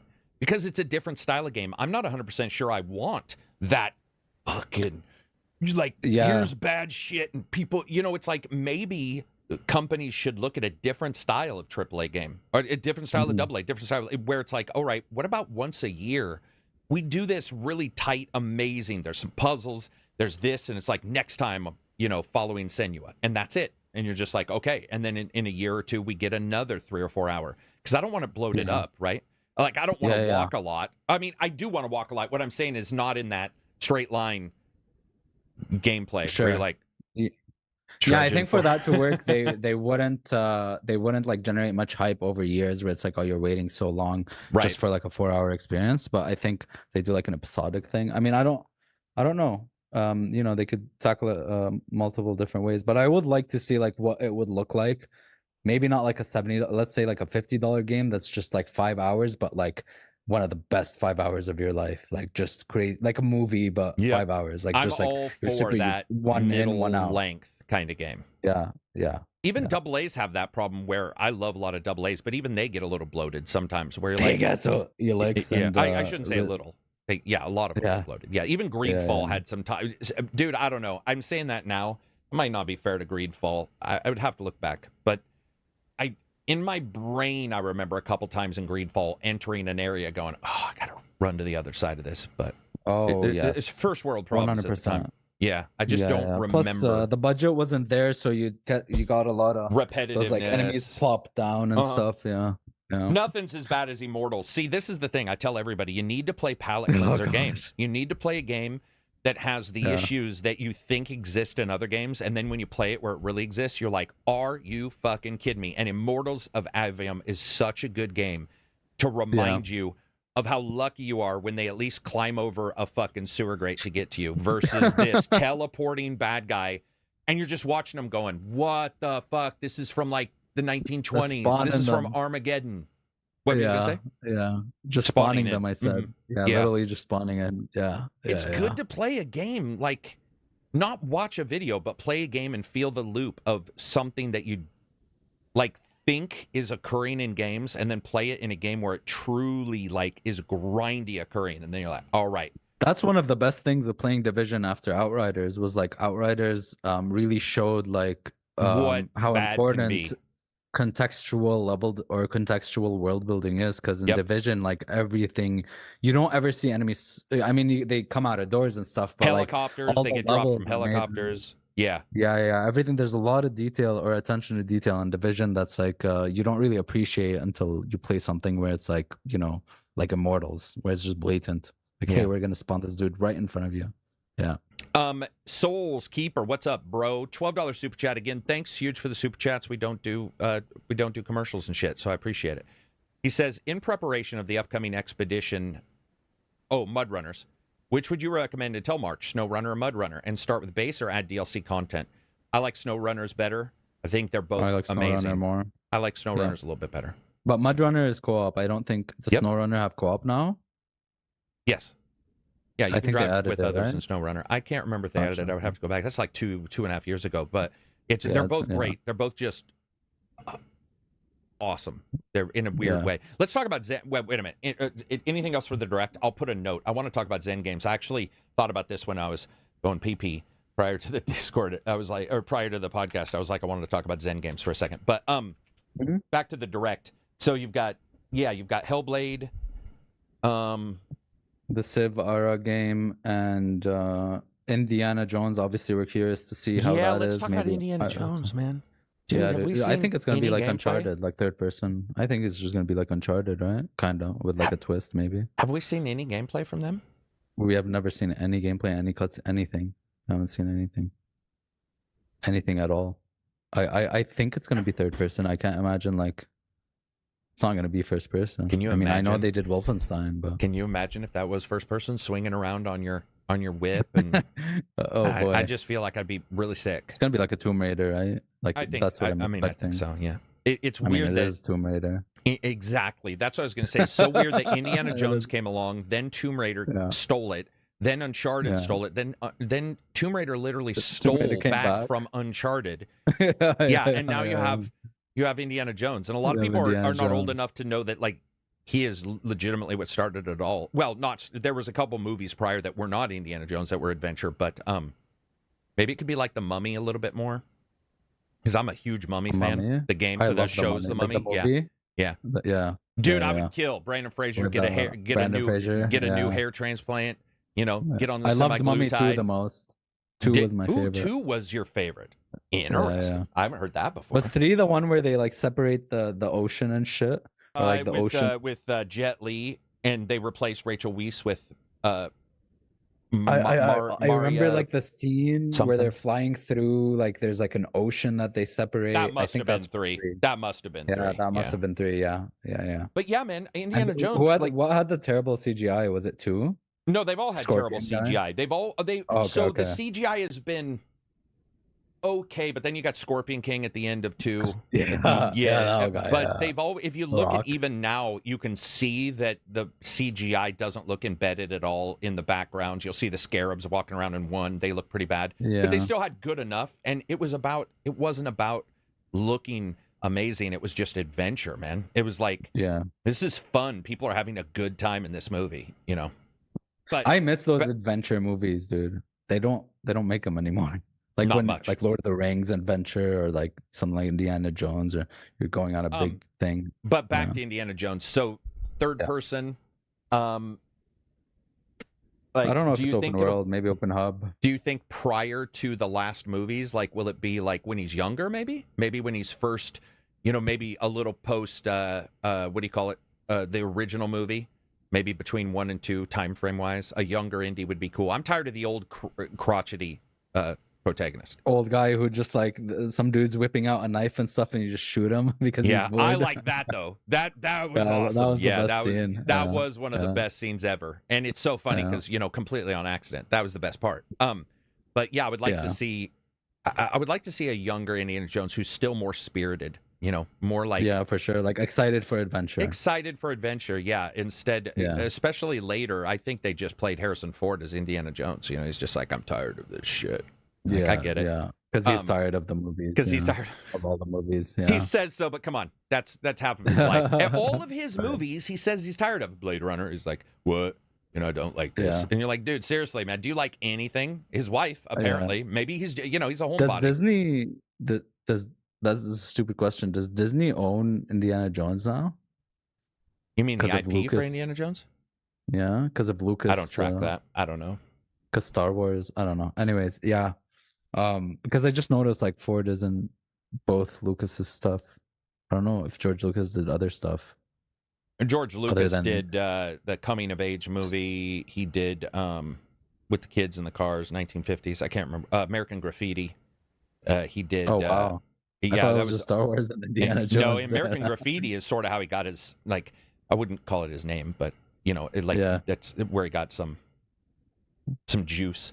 But the game itself, Machine Games, is doing it, so that's sort of a positive. I guess some people consider it negative, but I think for the most part they're okay. Yeah, I just want an indie, man. I want him swinging around, I want him grabbing shit, randomly kissing a girl, and I want some edge.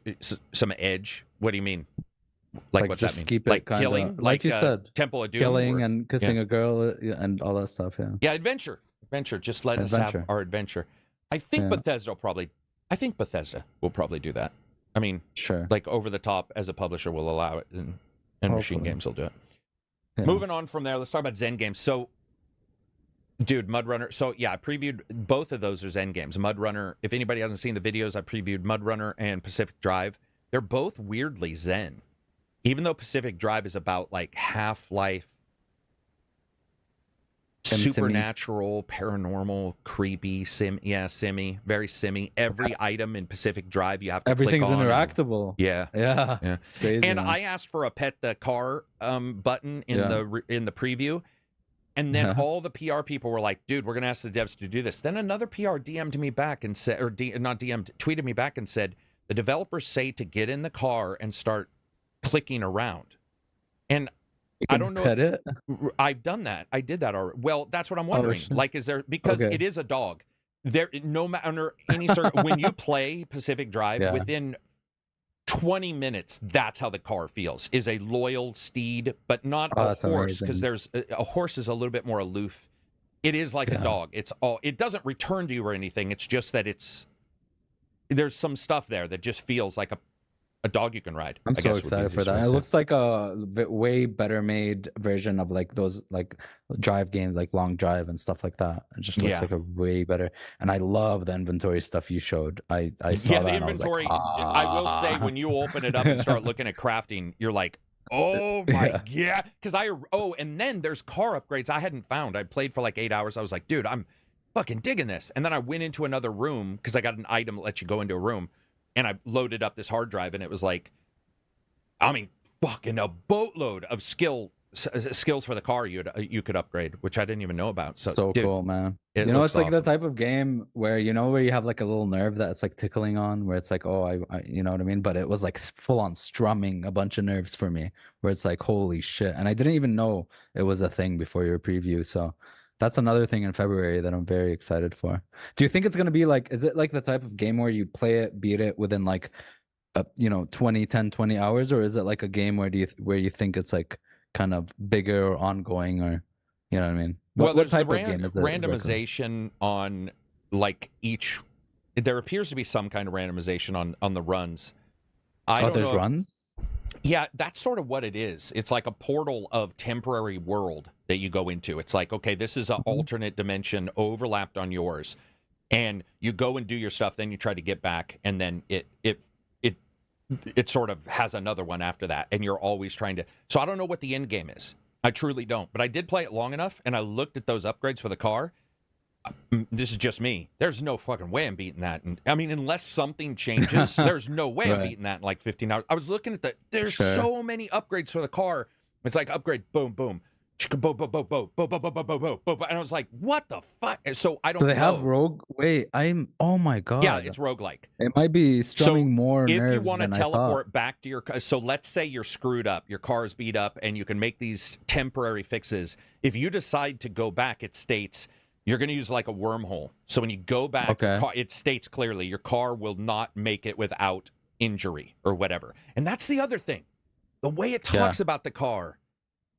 And there's some, obviously, I'm not saying anything unknown. If you look at the previews, they've mentioned some stuff about why the car is there and stuff.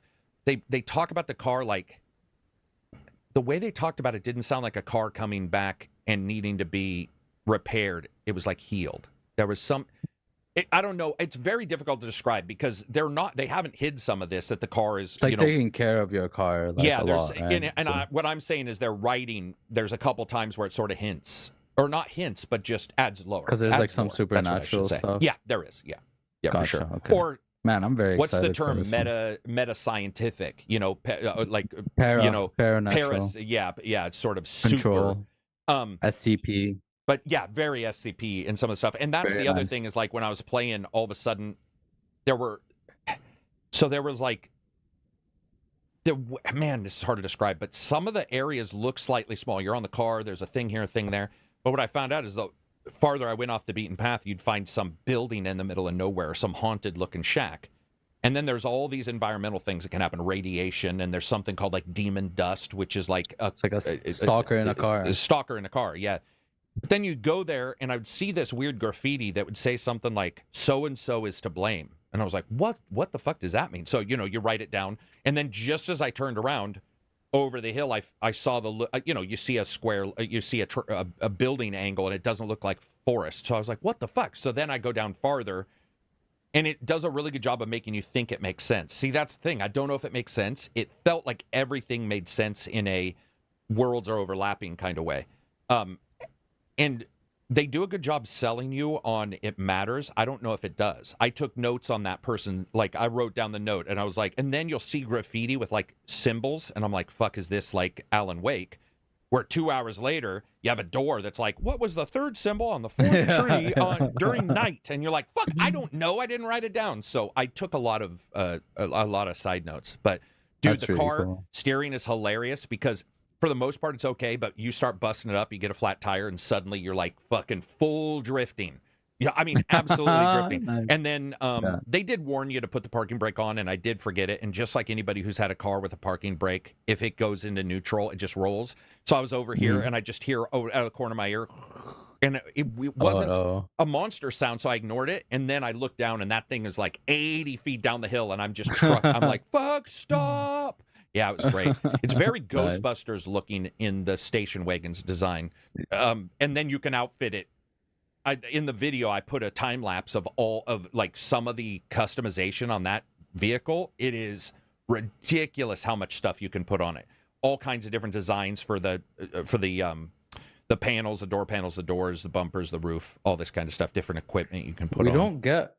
We don't get a lot of games where your vehicle is a really trusty companion and you have to take care of it. Like, I can only think of like Days Gone, where that was like my favorite part of it was your bike. So yeah, dude, admittedly, really same for me. And I didn't, love that game at first. Yeah. And that was the best part of that game. It was a horse, but with an engine. It was like, yeah, exactly. And you take care of it. Yeah, and you don't run out of and that's fuel, what this does, dude. The best part about this game is, and every game should have this. You can get in the car and see the damage to the car, but if you come to the car and look in the window, you can see it. So you can nice. You could circle the car if you wanted to look at every single item, but instead you can go and you can see these. It's like green, like shields in a space game, and then it shows like these arrows to indicate what's been hit. It was awesome. So you're always looking in, going, okay, right rear tire, and then you run around there and you jack it up and you replace it. It was what happens if you they did a good total job your on that. car? Never totaled it. I damaged it enough that I didn't have anything to repair to drive it around. I'd lost all my wheels, and I'm sure I could have figured out a way, but I was like, I'm just going to teleport back because I ended that run, and it gives you this full rundown of like, you did this, you had this much damage to you. I remember looking at, I think I put it in the video because I didn't really look at that too much because I only hit it like 1, 2, 3. I'm pretty safe in those games. I'm like, if I get to 75% of something, I'm like, I'm going back home. I want to keep this stuff. But dude, and then taking apart different stuff in the game world and getting items. And then I found some military vehicles, which I put in the thing. And that was the first time I'd found military vehicles. And I was like, why is this military vehicle like flipped? It's environmental storytelling. But the best is the mannequins. Because the first time I ripped around a corner and I was just learning how to power slide. and I power slide around a corner, and there's just this, I call it in the video like a nope gate. Because I came to it and I was like, nope, not going through it. It's just a bunch of mannequins frozen, like looking at you, and someone like praying at the sky. And I was like, fuck you. I'm not going through that. I was like, I have no clue what that is, but I was like, in reverse, going home, going back. Yeah. It was awesome. That is, it was, dude, it came out of the blue because PC and PlayStation and, I'll check anything on any, but I just wasn't, I wasn't like tracking it as much. And then I saw it pop up, so I asked him for a code and didn't know if I'd get it. Luckily enough, I did. And what I played, man, is it's my kind of game. I'm going to be probably just, you turn on some music, maybe. There's a lot of story, though. So maybe not. I don't know how much the story matters, but there's a lot of people talking because they're in the same boat as you are. Yeah, it says in one of their tags it's story rich. It very much is. So I was just thinking, I'll turn on a podcast, but I was like, I probably need to hear the voice. And the voices are good. Whoever they got sounds like a dude who's been in a shitty supernatural area for like 6 months. And there's little arguments that pop off and little things. And like one of the people that helps you hates you. And when they just, she's like, why are you in my workshop? Blah, blah, blah. Get the hell out. And you're like, dude, it was sort of cool because it was just like, it wasn't like, okay, we're in the same boat. We're best friends. Instead, it was like, I don't care. And in fact, matter of fact, one of the best parts, she's like, yeah, you can go here. Oh, and I forgot. I fucking hate you. And I was like, what the hell? That's a weird thing to say. She didn't say I fucking hate you, but she's like, I don't like you or I don't care or, what's happening to you. So that's cool. Yeah, I'm excited for it. And then there's Mud Runner, what is it? Expeditions, a Mud Runner game. I hate their naming convention. Expeditions, a Mud Runner game. Why don't they Expeditions, a Mud Runner game. Yeah, it's weird. Yeah, why? So there was Mud Runners and Snow Runners, then Expeditions, a Mud Runner game. And Spin Tires was prior to Mud a good thing going. Mud Runner is a good name. Snow Runner is a good name. Call it Forest Runner. Because it's in the snow. Bog Runner? Bog Runner would work. Bog Runner, sure. But dude, that was all. I mean, I love those games, and this was the same way. It's definitely changed it around to where it is expeditions. You have missions, and what I had said in the review is the preview is I'm not 100% sure if that'll be a positive or a negative for some people, because one nice thing in Spin Runners, Spin Tires, Mud Runners, and Snow Runners is that they were like you get in a car and you drive to the other edge. This has you sort of bouncing around you have a base and you're trying to do things to keep the experiments going. And so you're trying to get these places. But I will say the first time you go straight up a mountain, with your winch and then go over is pretty fucking sweet. Like they were awesome. I love fighting mud. You're like trying to figure out and you spin for like, 15 minutes trying to get up one little bump. Did you do mud or just Snow Runners? I did a little bit of mud with you and Takedown a while back. Yeah. But Snow Runners for the most part, where I really dug into it and played alone, and I love the progression in the game. Like I just love, you hate this, but it's like that fucking what's that Kojima game? Oh yeah, dude, right. I swear. You mean Doom? Yeah, it's like Doom. What is it called, man? Wait, Death Stranding. Death Stranding, yeah, because like you get from one place to another, and it's like very hard, but you're progressing towards unlocking stuff that makes it easier for you, or like give you more options. Basically, is what I meant. I don't even know why you're just being a shit. I swear, I like them for the both. I like them both for the same reasons. No, it is true. I actually, when I talked about Zen games, I actually did know you were going to mention. Of course, that is very much a Zen game. It's very all you do is run. Those are they're in Mud Runners and this one. All of these are like you're upgrading stuff. You're driving around. There's something about this one in particular that felt like a miniatures D&D fan looking at the board to try to figure out the exact steps to go, because you have a drone. What, by the way, world's worst fucking drone. I've seen like slow cancers advance faster than this fucking thing. Like it is the world's worst drone, but you get it and you can fly around the map and look at like, okay, I need to go down this road. There's nowhere to go from here, so it's probably a cable. And then I go around here and you have your check mark over here.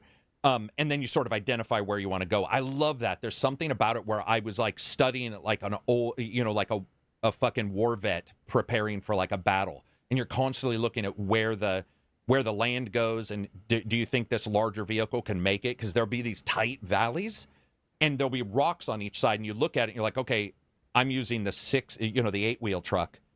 The little 4-wheel car might be able to make it through that, but the 8-wheel truck won't, which means you have to change everything about your plans if you have a different car. It might mean you have to go way around, then gas comes into it, and so you're like trying to so I was going down hills, turning it into neutral to burn less gas, it's awesome. That kind of stuff is, how do they make it that Forza at 200 miles an hour is less stressful than 3 miles an hour in this fucking game, right? Because I was stressed out. I flipped over my car one time by hitting a cactus, and it was like I was doing this thing where I was like, oh no, please don't.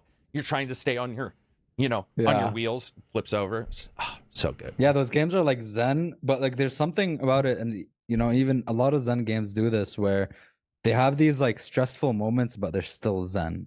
Like like figuring out how to get past them or over them is still very Zen. Like you get in this kind of what is it, like a flow, right? Yeah, getting a flow. Yeah. And when you look at Zen games, I think most of them have to have something action packed or some sense of danger. Otherwise, it's a walking game.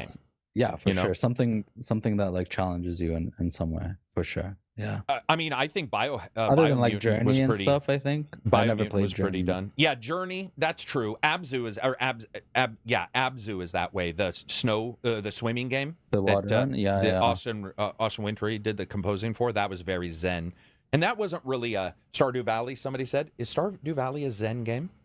I mean, I'm not saying it's not. He says it is, but is it? It's pretty chill. Because it's the building one, right? Fair. It's fairly chill. Like you build a farm, you fish, Animal Crossing. There is a dungeon though. Like there is a little dungeon you go down and fight enemies in, but it's not like a crazy, action packed or anything. You just kind of, go with the flow. TB says Walkabout Mini Golf. I just found that game like 2 weeks ago, and that game is actually cool. Forrest says, do you have to be a patron member for the Discord? Yes. Doom 2 slaughter maps are my Zen. Okay. Yeah, there's something about like when I was doing Biomutant, that felt Zen, even though you have a bunch of fighting, but it was like a lot of the times it was running between locations and just felt good. Yeah. Like those moments where you're just enjoying the scenery, you're looking around. Yeah, both those games are awesome, man. They were fun previews to do. They're different style of games. I think they're both going to have a slight issue. Or they won't have a slight issue. They both have things that some people may not like. I think some people won't like probably I don't know if it's a lack of win state, but the roguelike stuff that goes on in Pacific Drive. Or they might not like the weird supernatural story because it doesn't like tell you. It's sort of just like, here's a snippet. Just shows you kind of random stuff. Yeah, I could see cool. I could see people, somebody will make a mod that'll just like keep their car perfectly made or whatever in the game, which will ruin the entire cycle. The entire purpose. Yeah. Brian says, would Stray be considered Zen? Absolutely. For sure. Yeah, it was cool to be able to cover it, man, because I just, like, all these big games are going to eat up the cycle. I think 2024 is going to be a little better, but I worry that some of the games are just going to get lost. I guess it just depends, too, because we don't know the release time of some of these. I mean, like, even when you were talking about there's a lot of TBA. There's a lot. I've been looking at lists, and, like, there's, like, some games, and they're not, there's some games dispersed out there, but a massive chunk of them were just TBA 2024.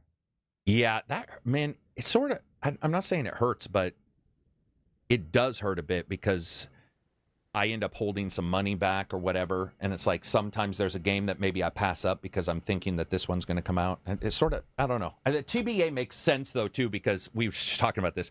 You could be Horizon, and you could release at the worst time possible every single game release. Oh right? My goodness! So TBA maybe makes more PC sense. release is going to come out like before Stalker 2 or something. I can feel it. And like I said, it'll be like GTA 6 and Horizon's next game. It'll be the day of GTA 6 or something. Those guys have the worst luck. Oh my god! Shazbot says House Flipper 2 is Zen. Yeah, the simulator games, right? Mechanic simulator stuff. Power Wash. House Flipper 2 is very Zen. Power Wash is very Zen.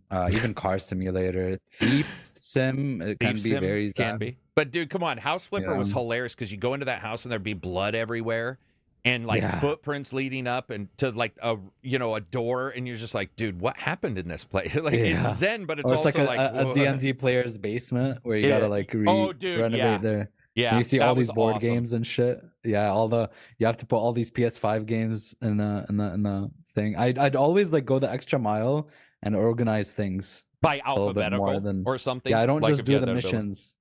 Yeah, or like just putting things in the proper Oh, place when it because it doesn't says really you're check for that. done, I'm not done. There's I'm still, not done yet. yeah, No, there's still like a this is muddy still on the footprint ground. somewhere. I tidy up. Yeah. Yeah. Yeah. Reading here some House Flipper, Mechanic Simulator. There's the Mechanic. Farming Simulator are very good. Farming, PC Builder. PC Builder's very good. Yeah, those are awesome. I like Game Dev Tycoon is really fun to just kind of idle with. Yeah, that's a good game, man. Lawnmower yeah. Simulator? Is there? I mean, I'm saying, is there a thing? There? I'm only saying it because I didn't sure. know, but I'm sure there is. Yeah. I didn't even know it was a thing, dude. I didn't even. But that would be very satisfying to kind of just mow the lawn and rows, and then that's one of the most satisfying things to me is like, for example, cleaning those windows and just going kind of like making a big square and then going like this. Oh, I love it. And you find out you can sort of get it quicker by going, but instead I'm like, nah, I don't care. Instead I'm doing it slow. Yeah, like a person who gets paid on a street or something, has like so satisfying. The painting's satisfying. The one thing I did hear from a couple people, including one of my contacts, was that there's some difficulty sometimes placing stuff, and I would agree that I think it's fine, but there are a couple times when painting or when putting tile down that I was very confused. I was like, the tile was right here. Why can't I click the tile and you find out it's not really done that way. That's not what it's about. It's still in your menu. I was confused on a little bit of that in the open world mode in that game, or the what is it called, the build mode.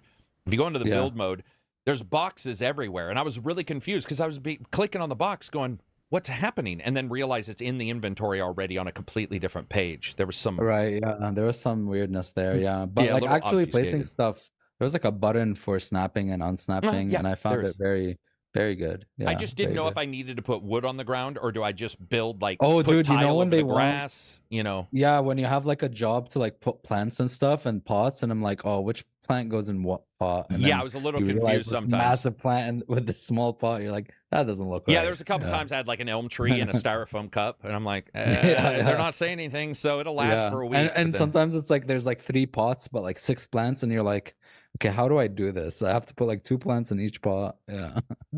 Yeah. Chat, are there any others we're forgetting when it comes to that? Lawnmowers in real life are obnoxious, although the electrical ones are quieter. Yeah, they are obnoxious for sure. I mean, it's an open motor. They don't even have mufflers on them. That's why you and just if do they it in a game instead, useless. right? Yeah, right. Yeah. It's like PC Builder. I'm gonna buy pre-built, but I'll it's play like before. PC It's Builder. like games are gonna give you the unimaginable feeling of like killing people, and now it's like, yo, we're gonna give you the ability to mow lawns and paint the walls, because you don't want to do that in real life. The biggest example of that is an MMO when you start chopping wood, and you're like, I've chopped wood so many times. It is so boring. Punching wood. But you go into a game, you start chopping wood, and you're like, please no, I hate that shit. Again. Every MMO, punch wood or chop wood, get a spear, and you're like, dude, come on, man. But it's a thing. Yeah, when you were a kid, man, it was like, oh, it'll be space games, it'll be this and that. We've got those, but a lot of games are built on the same shit you hated when you were a child. Power Wash Sim can be fun with friends, even if it's a bit janky on consoles. What the hell? I can't imagine that game I guess if you're like chilling with a friend, like talking, and you're just, or you do like a Playboy shoot where you both spray each other with Because I can't imagine water. being like completely immersed in fucking Power Wash Simulator with your friend, where you're like, oh, dude, I got this part. Oh, I got this. Like I said, it's a Playboy shoot. You spray each other with water, and you're like zipping down your zipper of your wetsuit, hazmat suit. But a Power Wash Sim is good. All of those are awesome. The simulator games, I remember 3 or 4 years ago when we were on the Discord and Bum Simulator was coming out, and Takedown was just enamored. He wanted to get Bum Simulator so much. It is really a bum simulator, but no lie, they added in the shout from Skyrim. So if you drink booze, you can shout and you can like knock over people who come after you. That's hilarious. It's a simulator game. They're so crazy now. There's so many that. If they're not named Sim, it's almost like Game Dev's Simulator, and then the other one, Game Dev Story, right? So they're sort of the same thing, but with that slight different change to the title. That's the way a lot of these simulator games are. Would it be like Bum Simulation, and you can tell it's a different company. Yeah. Let's talk about Microsoft going third party. So This is the weirdest, dude. I don't even know how to even crouch this. You saw it, right? You saw that like there's Hi-Fi Rush might come, and yeah. I saw people get rage over it. It's weird to me because when they bought Minecraft, it sort of, I think, solidified the idea that Microsoft on some titles was going to have them everywhere. It sort of made sense to me. I looked at it and I was like, okay, this is the way we're going to go moving forward. They bought that. They wanted it everywhere. And they've made these, except they didn't make Hi-Fi Rush. But it wasn't surprising to me, and especially, like, Jez Gordon did a really good investigation where he's like, there's been rumors for a long time that the backwards old catalog might go to other things. And I got to tell you, Sea of Thieves, if it were me, if you sell Sea of Thieves now, are you really losing a console? I mean, in 3 years, a person probably got the console if they were going to play Sea of Thieves. I don't think it's about that. Yeah, I don't think it's about that. First of all, Hi-Fi Rush is coming to Switch, right? That's a rumor, and it was the Australian whatever had like the whatever certified it. Yeah. I personally believe Switch and PC are in their own places. Okay, it's first of all, it's not like they're releasing on Sony, which is like their big competitor. But I don't care either way. Like if it did release on Sony, I'd be like, hell yeah, more people get to play it. Yeah. Especially now that it's a couple of years after or whatever. I think the reason a lot of people get pissed about it is because of this like kind of sunk cost fallacy, where it's like, oh, I bought this Xbox, so I have this exclusive, and it's only because I bought this Xbox that I have this exclusive.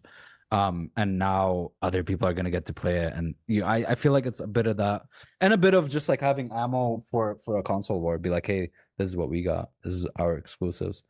But I think the more Hi-Fi Rush is a great game, and I want more people who don't own an Xbox or a PC to experience it because it's good. You know what I mean? And also from a business standpoint, I feel like, especially now that it's a couple years after, they're gonna make more money by doing that. They're not going to lose. How much, what are the margins for consoles anyways? Like I don't think it's, I know it's like the ecosystem and getting people into the ecosystem and Game Pass, which is like the big thing, but now that's like a year or two after, it's like what's the harm done?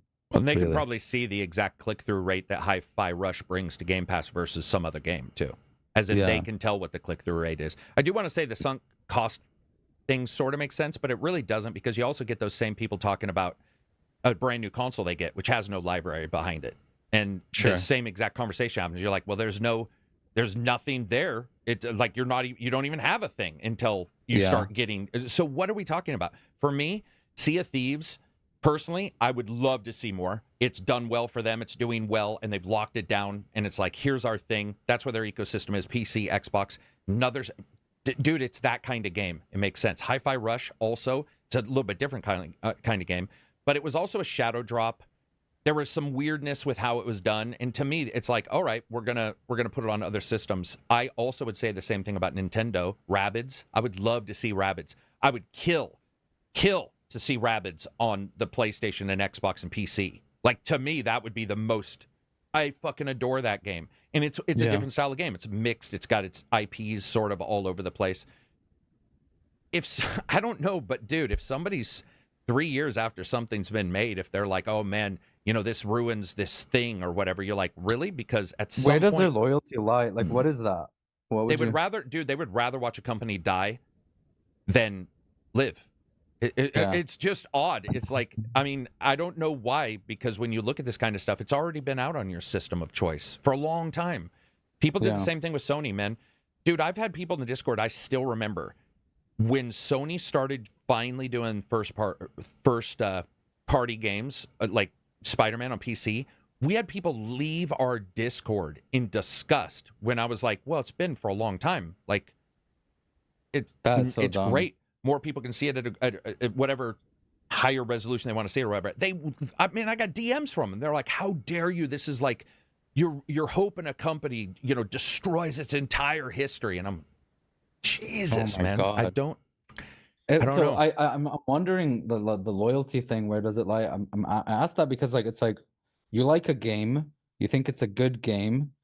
More people get to play that game. The company that made the game gets to make more money because they have a bigger player base. What is the thing they're grabbing onto? Like, what is this weirdness? some people said, oh, because now it's on PC, they're gonna ruin the game with mods and make like a stupid shit. It's gonna ruin the game. And I it's did see that. I did see that was a really odd conversation to have. Where you're just like, it is a mod. I mean, I don't know if Skyrim got ruined by Bigger Butts mod or whatever that came out on, you know. No, Skyrim got better with mods. Right. Like Larger Junk, the mod. Did it ruin Skyrim? No. It made Skyrim whatever that person wanted when they added that mod. That's quite literally what it did. There's also, I kind of understand, like, maybe, I don't understand it, but I get, maybe it's like the feeling of like, okay, so I played Spider-Man on my console, it's an exclusive, but now those PC players are going to get to play it with like better graphics and better FPS, which might like, you know, some people just and this happened petty, also with the Xbox. Remember, like, you used to had console games, so you started getting the occasional game on the Xbox. I still remember one of the Gears, and Halo 3, which was only available on Windows. I think it was like Windows 10. Yeah. Remember that weird? It might even not have been. I think it was Halo 3. But only it was like, Halo 1, right? Only Combat Evolved was on PC. Or something. And then there was this weird thing where it was like one was offered, but it was on the new version of Windows, I think. And there was, you know, like it was just weird. But to me, I think 2 or 3 years, you probably come to the end of whatever your long sale is, your long tail sales, and it's like, all right, we can have more people play it. And for example, I'm not saying I wish this, but Grounded is another game where I see Grounded doing phenomenally well for Microsoft. It's like, all right, of course. Well, we're at this point that we could do phenomenally well. Like we can, What if we have more people? And dude, that's a game I can see on Switch easily. I absolutely can see it on Switch easily. Yeah. Grounded on Switch would. I mean, anything I would be cool, but I could see it on Switch for sure. It's I don't know, man. It's weird. I'm not saying day and date because nobody's even saying that. In fact, all the investigations have pointed out we're talking about, you know, 1 to 2 years later, especially even longer if it's a Gears or something. You know, I don't know if that would happen, but dude, it's just such a. I don't know, man. It's like why would you not? I just don't even think that way. I don't even know what to. Go ahead. And honestly, I would love this, but I think it just makes sense. Even for Sony, like Xbox is already doing that, where they're also selling day and date on PC. Yeah. But I don't think there's harm done if like even Sony. I feel like console exclusives can be their own thing, and then Switch and PC could be those other things that you could just release your games onto. Because a PC player like bought a premium for a PC versus a console. I don't know. I'd have to think about it more, but I don't. I feel like those two are like the competitors, and then just like the PC and Switch are like most people have an extra Switch. Yeah, there is that for sure. That there's no competition between Switch, PC there's a and little console. less thought process of a competition between Xbox and Switch and PlayStation Switch than there is between Xbox and PlayStation. But the thing is, dude, like I think we're getting into a point to where it's also about, you know, like a dev does Game Pass, they do well, they make money, what have you. Then 2 or 3 years later, they're like, all right, we've been on Game Pass this entire time. By the way, Game Pass still costs money on the Xbox, but now we're going to sell the game somewhere else. They're not doing Game Pass on another system. We're just talking about the game itself. So they get a different style of sale on a completely different console. To me, that's a win-win. And because it's not day one, and your exclusive is about your time frame almost now. And it's like, okay, this console's coming out. Your exclusive is your 2 years or whatever. If it were me and I would run on them, I would be like, all right, we can look at titles maybe 1 year. I don't think I would do the big first parties, but you could be like 1 year, 2 year, 3 years down the line. You're like, hey, man, here you go. You make a port and you port it over, and good port. It's got to be a good port. See, that's the other problem, right? There's also a double dipping thing. Like I'm double dipping into Horizon. I was just going to say, that's the big problem too, is if it's too soon, it really does feel bad. You know what I mean? That's not even a console war. That's like either day and day or like 1 year at least. Right. Yeah, 1 year at least, because then you start going like, dude, come on. It's like the DLC, story DLC day one in a game. And you're like, come on, dude, that should have been in the game. What are you guys doing? Like, this feels so gross. But yeah, it's an odd one. All live service games should go multi-plat. They make more money. Yeah, I love the idea of more people playing them. As long as Sony and Microsoft don't split their player base. That's a big problem. Like, can you imagine Sony being like, we don't want crossplay? That would suck. You know? Yeah, that's the issue, right? Like you wish there's crossplay on everything, but there's not even crossplay between like Xbox on PC, like Game Pass plus Steam. which is crazy to me. Like, yeah, if we're someone only got now Remnant 2 starting to on get Game occasional. Pass, Yeah.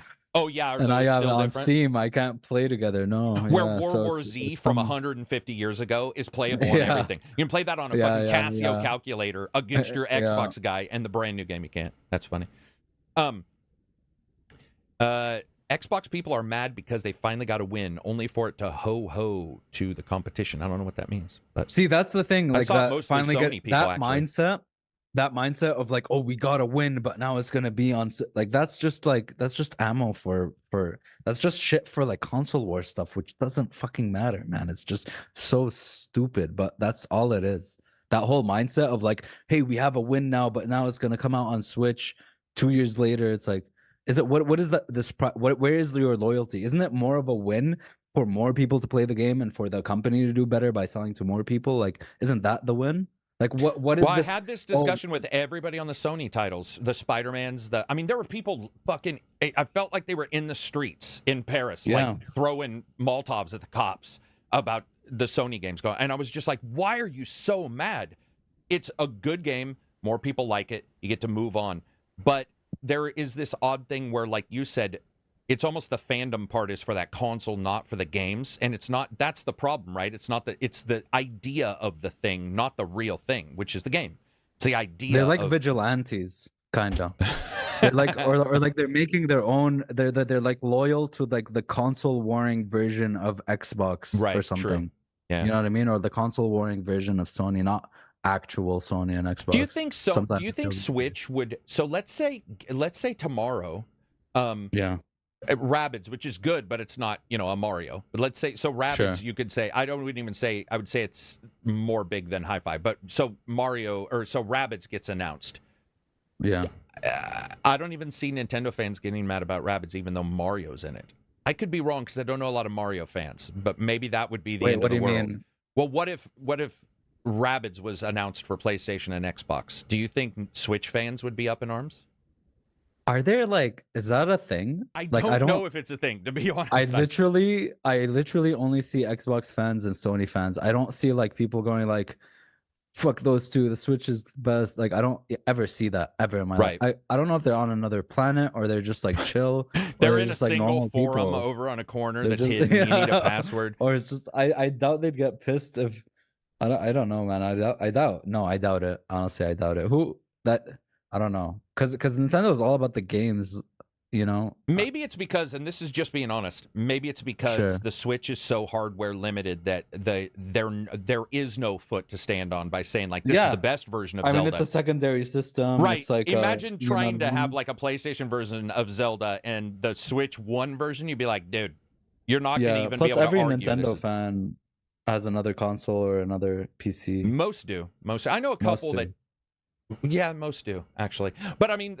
I don't know. I would have to check. It's very difficult because I just don't know diehard. I know diehard Zelda fans. What I mean by that is, if I said I liked Horizon, they would be like, Zelda's better. Whatever. Oh, no, never mind. That's not me. You see what I'm saying? Okay. But even, it was funny because I was talking to people. I still think last year, Nintendo Platinum last year, they kicked the shit out of every company. They made they made Sony look like they had nothing. They made Microsoft look like they had nothing. And yet they have characters I absolutely don't even like enough to hate. I mean, there is apathy towards Zelda, pure, unadulterated, bleh. And Mario, no one gives a shit. It's all about the game.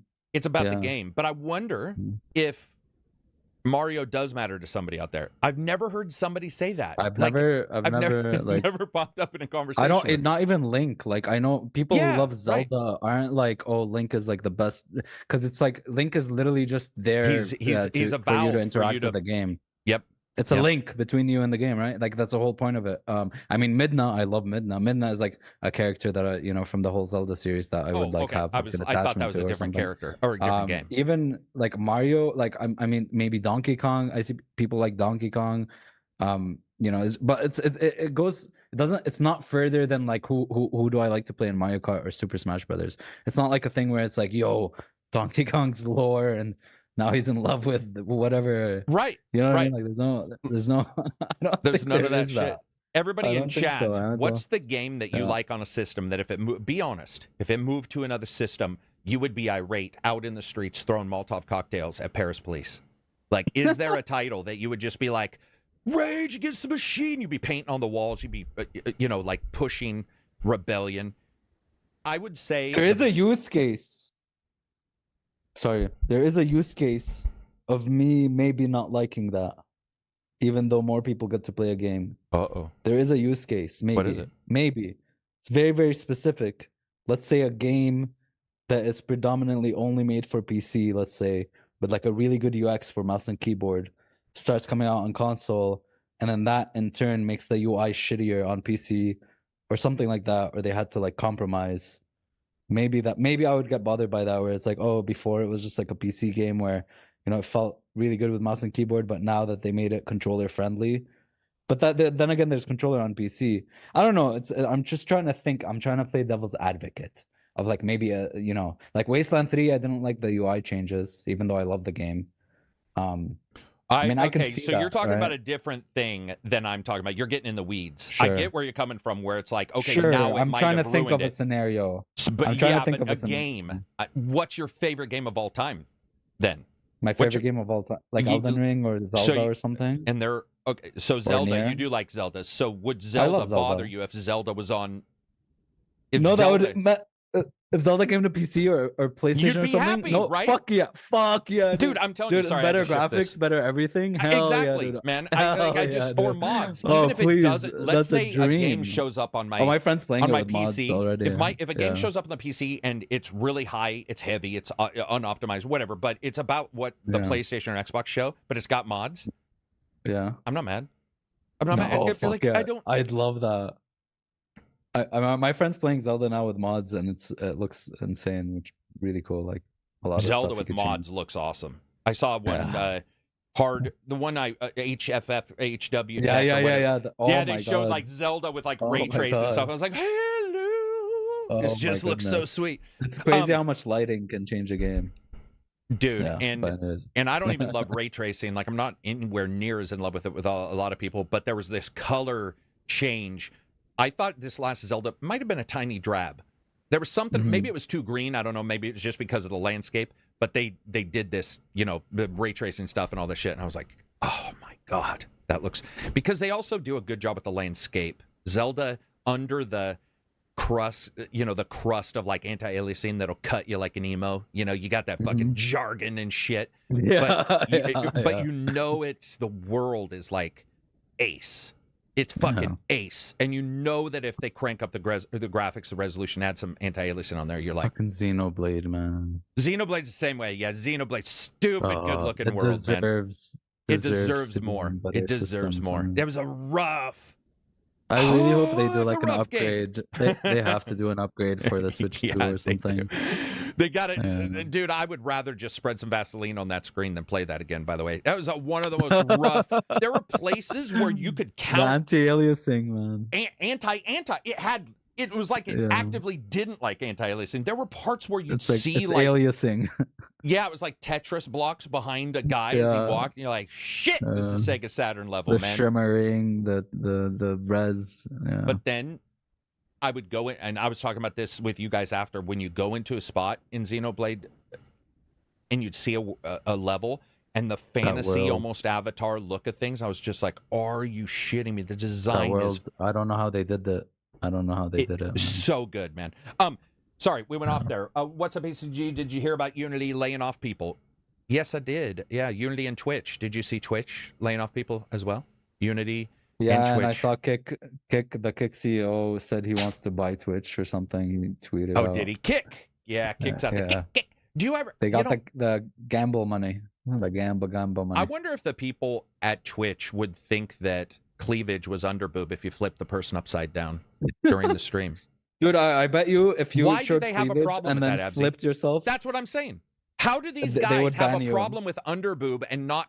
You're like, dude, seriously? If I flipped the carrot, if I was to do the stream upside down, It's like, dude, like there's so many stupid things. Like you can only have a bikini on if there's water in the so you'd have like girls with like aquariums behind them. That's like saying you only go to the beach if you get in the water. 90% of people I know who go to the beach sit on the fucking sand. They're sunbathing. Twitch is so lost in the goddamn weeds. Did you see the announcement 2 days ago?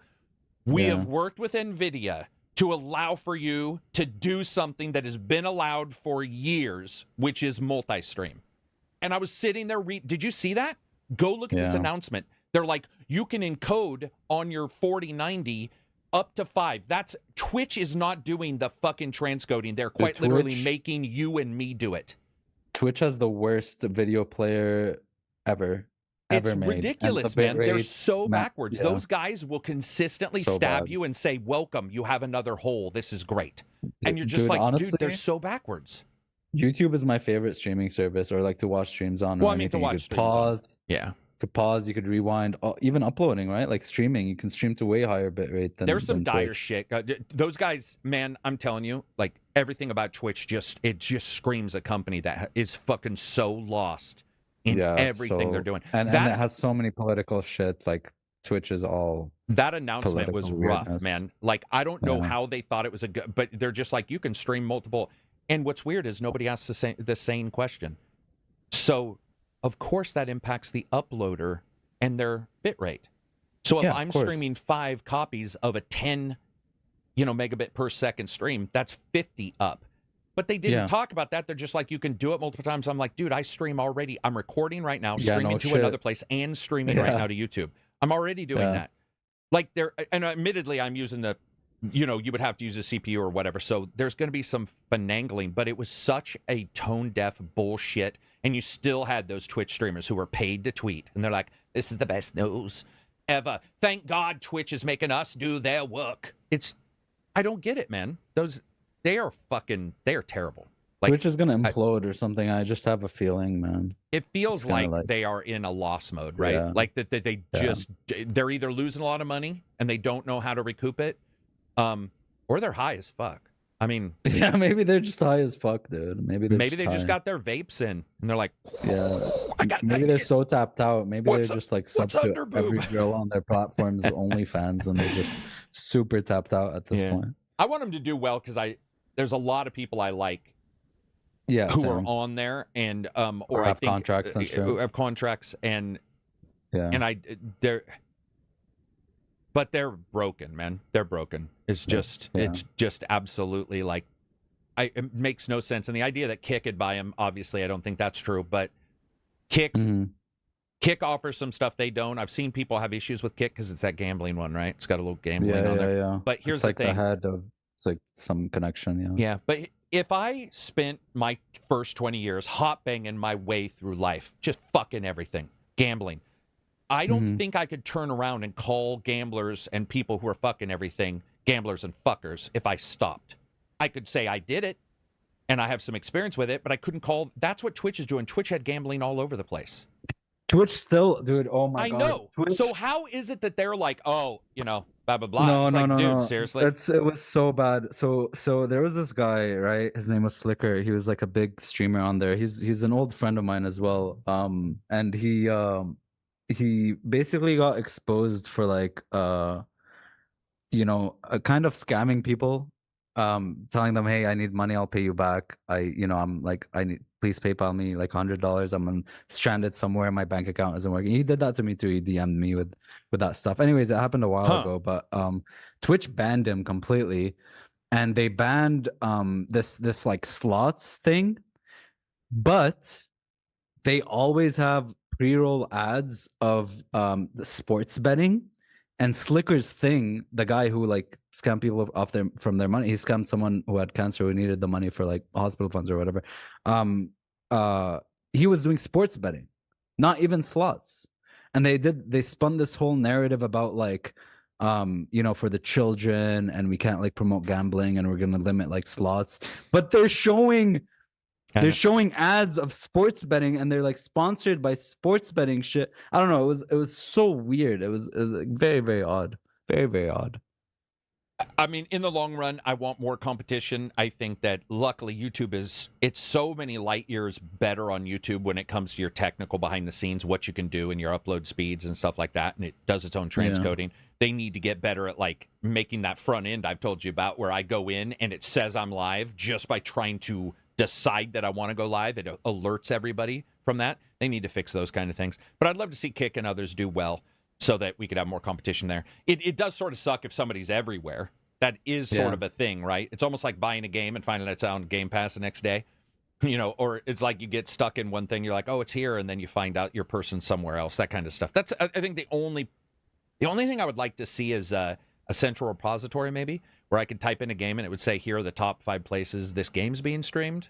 That, like a website. There's one thing as well, like their algorithm, like YouTube has very, very good like you can get found. Twitch has a discovery issue.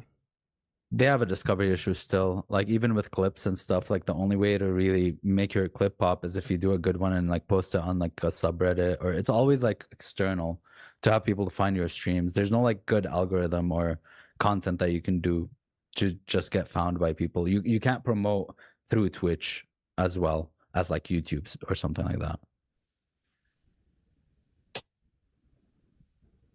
So is that because then that they also don't leave the VODs up?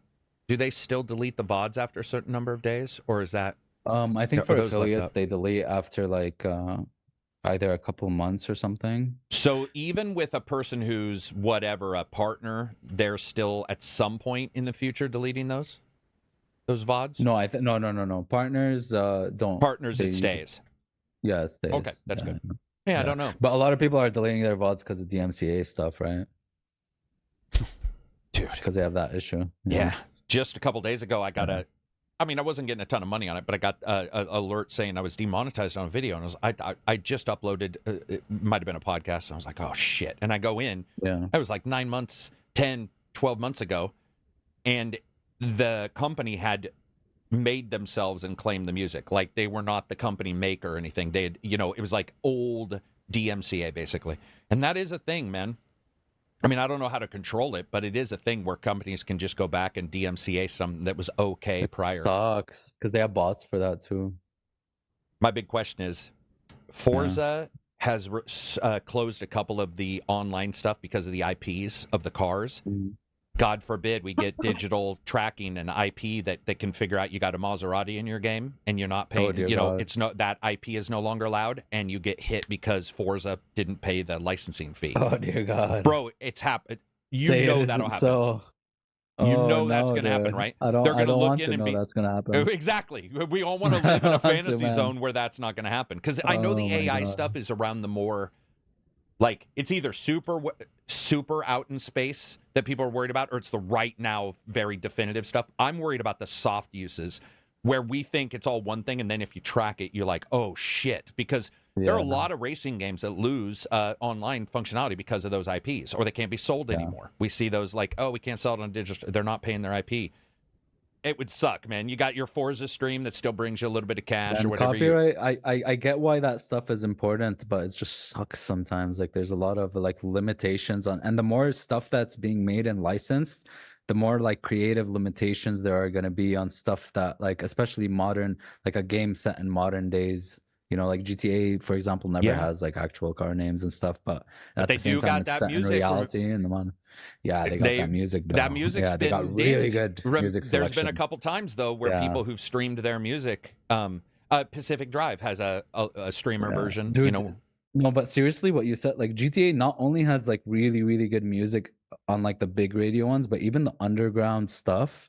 Like their guys are like, they're picking out. They're sweet, man. Good ass shit, man. What's best music in a game, chat? Best music ever in a game. Go ahead. There's a song that I found recently, which is like it's a house track, but it's really, really, really sick, like very melodic and very nice. And I found out it was on like the first Midnight Club. And I'm like, God damn, how did they search? And it's very underground, like some random artist in some European country. And it's like, they must have dug, like they go into like digging for crazy, like unknown tracks. And that's really, really cool to me, man. Dude, one of the greatest I posted this yesterday, but one of the greatest music makers is not a person, but it's a group, is hacking groups that crack games. I'm sorry, but they have some of the best music ever. Codex rocks it, bro. There will be time I was listening to it. It was like 2021. All the Codex launcher music, and I turned that on, and I was just like, "This is fucking banger songs on here." Like, I wish the guy whoever did that would be like, "I'm done cracking games. I'm going to release an album or whatever," because I would buy the album. There was so much amazing music on there. I was like, "Yeah, you probably don't want to be known for that," but. Yeah, very good music. I think with those guys, I know that Ubisoft has talked about their composer getting street music and different music for the Watch Dogs games, and they do listen for a year because they're working on the game forever. So they will go for a year, and they'll find the most eclectic. I think this is Ubisoft and a French thing too. You know, they're into that, like the underground stuff there, but they go and search and find these, you know, this vibe of these people who, and it would be awesome if you're just at, you know, you got 10 people in an audience, you're DJing on the weekend, some, you know, French dude shows up. It's like, I want you to be in my Ubisoft game. No, that turned into Russian. Sometimes you know what it's I mean? like you feel like, it feels like either companies are like super in tune with everything going on around them in the world, or they're super just not, or they don't know how to translate it in a game. Where it's like Rockstar, they bring someone like Solomon, who's a great DJ, but not like the biggest name in the world, but they bring him into GTA Online to do like a 1 hour mix. Like, they're so in tune with what's going on. Or like the new stuff in the trailer, they showed like the way people talk, the way people use emojis. Like they're not like old people trying to figure out how young people, you know, they're actually in tune with everything going on. And I don't, you know, it's something. It's not, maybe they have specialized fields where people work on researching pop culture, but like actual pop culture, not just, you know. Watch Dogs was pretty crazy because there's layers. In Watch Dogs, so you also, I think, first of all, what you were talking about with, like, he's not the biggest DJ, I think they're smart, because instead of getting the biggest where people are like, I hate him, he's huge, you get a person in the middle where some people know it and now you're introduced to it. Other people aren't so bothered if it's there, but you get this really cool warble effect where you're grabbing fans from top and bottom. But I know with the realism I see in some games is like Watch Dogs, I've talked about this before, but if somebody's faking to be on a phone in a theater production or a friend, almost all humans have a tendency to revert to positive affirmations. So if you listen to somebody faking on the phone, they'll start going, yeah, and that's because, I've done that, right? So what the guys for Watch Dogs did, and I don't know how they got away with this, and I don't know if they changed it, I just know that the developers had talked about this. They recorded real people in the city and all the little things that a person does, not just the fake I'm on the phone. Right. It was like the back in that's very smart. Or they interrupt. Well, I don't. No, okay. And it was, there's these little pops of vocals that we do, and I was like, that's why I think Watch Dogs 1, despite me not loving it, I like the feel of the city, because you hear these conversations, and we see it in GTA, man, where you get these conversations. You walk around a corner in GTA, and he's like, well, and then I was banging her. And you're like, wait, I'm sorry, what did he just say? Like, what's happening here? It's so cool. It's got that lived-in feel. I wish more RPGs did it, because that's the difference between GTA and a Japanese RPG, where they're like, I am selling wares, and that's it. You know, you get the little text blurb above their head, and they're like, I like to sell pots and pans. If they were talking about the game world like GTA does, and they were like, did you see the dragon? Blah, blah, blah, blah, blah, blah. Like, that would feel real, man. That'd be magical if somebody did that. A bartender always has to have rumors, man. Always got to give me the and rumors, new stuff. And how many times have that's you sat in an there? RPG, man, or like Skyrim, or like any RPG. I love just going into town, walking to the bar, talking to the bartender. Gotta know what's going on. Gotta know the combos, man. You got to eat up the combos. You're like, is he responding? What about Sally? And Maria. What about Sally? What about Maria? The bar wench is pretty. Blah blah blah. And then he's like, there's nothing really new. And you're like, oh, you suck, because bartenders would have 20 years of rumors in their cap. Yeah, or like very very insanely good wisdom, you know, while they're polishing your cup. Yeah. I got shot in the knee. Oh, yeah, let's go to Discord. We got Discord questions. First up is... Let's look here. We got... Oh, no, I wanted to mention this real quick. First of all, Wild One says, ACG, did you see the NVIDIA CES where they did the AI conversation? Yeah, I've seen all this conversation stuff. Very cool. Abby in The Last of Us 2, Season 2, got cast, and it's going to be Caitlin Dever, and she is... primo as an actress. I actually was excited for the first time for that show. I think she's incredible. So I was excited for that. Have you ever seen her in anything? She's you don't watch sitcoms. What's her name? Caitlin Dever. Yeah, she was in Driver. Caitlin Driver. I apologize. Driver. Caitlin Driver. Yeah, she's from Last Man Standing. She also did a horror movie. No One Will Save You. No One Will Save You is the horror movie. Yeah. Justified. She's really good. Yes, she's really good. Yeah, she looks more like Ellie though. She does. No, that's the question: is what will she do? Here's what I think: whether she gets buffed or not, I actually think she's a good enough actress to pull like off Ellie. Her version. She does.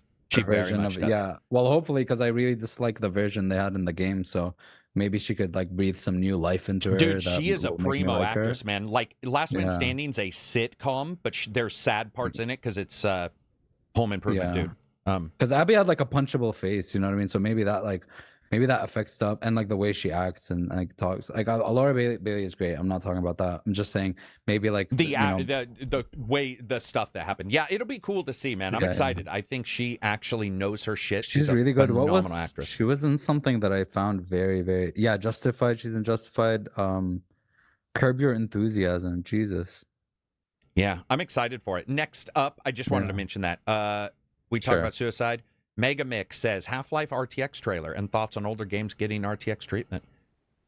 So, I love it. I mean, I don't really see a negative, right? RTX. We just talked. They showed Half-Life 2 RTX trailer a couple weeks ago, and he was just asking our thoughts on games getting RTX treatments. I love it. Old games, getting the reshape kind of stuff. Oh yeah, I saw in Half-Life 2, man. Half-Life 2. Oh, looks so good, man. Looks so good. And Max Payne. Did you see the Max Payne one? I think it's a mod. Maybe it's a mod. I think that's I did see that one. See, looks I don't know, Absy. Sometimes when I see these ray trace ones, I'm like, okay, it looks. I don't know what the term would be. Slightly more accurate or whatever. Yeah, they don't. But Zelda looks like what the. It depends on. Yeah. A ton of stuff, obviously, that I'm not smart enough to realize. But the Mad Max one was pretty good. I just was really impressed with the Half-Life 2 one. I was impressed with Morrowind when they first announced that they were going to allow for people to use reshade in NVIDIA, and they showed the Morrowind, like the lights and the lamps glowing. That kind of stuff is awesome. Oh, do you know I cooked up my friend did it for me, but he cooked up, there's a Wubba Jack for Morrowind, and it has a Tamriel unlimited thing or whatever that has like the bigger part of the region. And I'm when there's like after those big games, I'm trying to so RTX is coming to Morrowind as well. Our RTX was it Daggerfall? Might have been Daggerfall. Daggerfall Morrowind. Oh, I saw the Daggerfall one. Maybe it was Daggerfall. I saw the Daggerfall one. Looks you're great. Right. Daggerfall. Yeah. Yeah. Breathe some new life into it. Yeah. Oh no! Not only that, but like we have PCs that are so powerful and that's so ancient. So you turn up your graphics anyway. Maybe you like run at higher resolution. That's one thing. But if you're changing the lighting, they still used particles back then. And if they figured out a way to do it, it could look really awesome. For sure. MK Bandit said, I'm pronouncing it wrong. I don't know how they pronounce this, but one of the handhelds, a Neo, is doing one running on Steam OS. And then also asked about Capcom adding DRM to older single player titles. Did you see that? I saw that. Capcom adding like what older? They're patching a lot older. There was a couple that people were listing yesterday that got a patch. I don't know how recently, but it was adding it wasn't de novo, but a different type of DRM to there.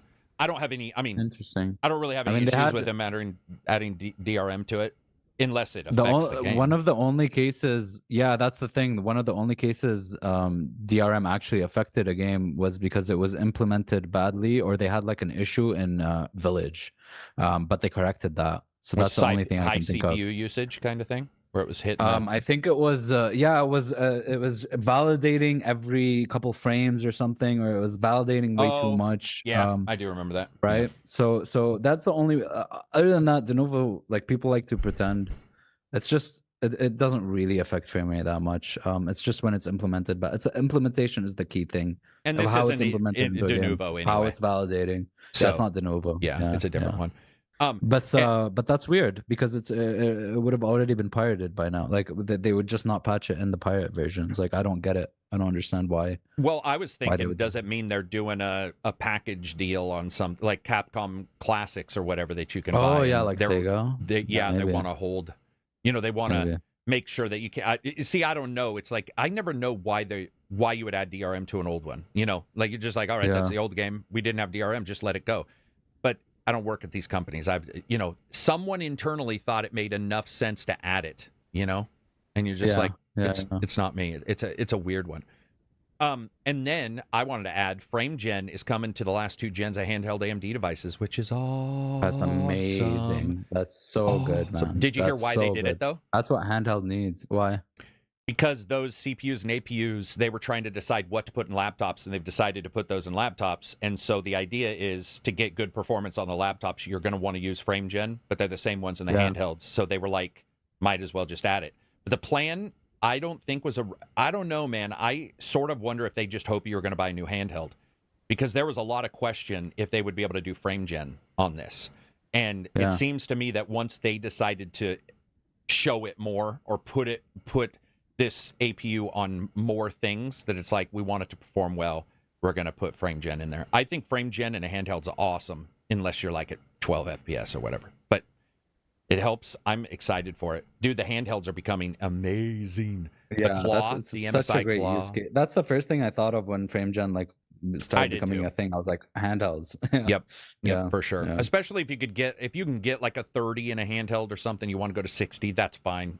Of course, the better the Do they have reflex? Better, oh no, wait, they're not NVIDIA. They do. They have their own. They have their own kind. Yeah, AMD has their own quick. Because reflex plus boost latency. you would want that with Frame Gen. You would want something like that for sure. Yeah. I just like the idea because a lot of people also don't want to do the fast, quick, twitchy games on handheld anyway. They're playing a Midnight Suns, which doesn't need 900 frames, but it would be nice to get good frames and not you don't have to worry about latency on a fucking card. No, not card pressing turn-based or any of those. Yeah.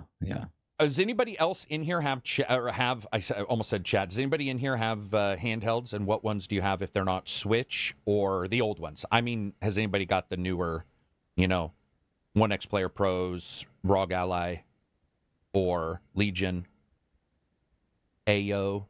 There's like 15 or 16 Chinese ones. You haven't got any, right? You decided against it. I think rightfully so. Not yet. I thought of yesterday. I don't know. I think 2 days ago I was looking at Steam Deck OLED on the Amazon, page, and I was like, should I just? But then I'm like, okay, this is a waste of money for me. I'm not. There's not much use case. Your use case needs to be pretty specific. I can't see a use case for it unless it'd be like a want case. It'll be like, I want to play. I have a want case. I have a want case for this. Like this very, very specific thing where I would just want to lay in bed and play, or like lay on the couch and play. Like that's it.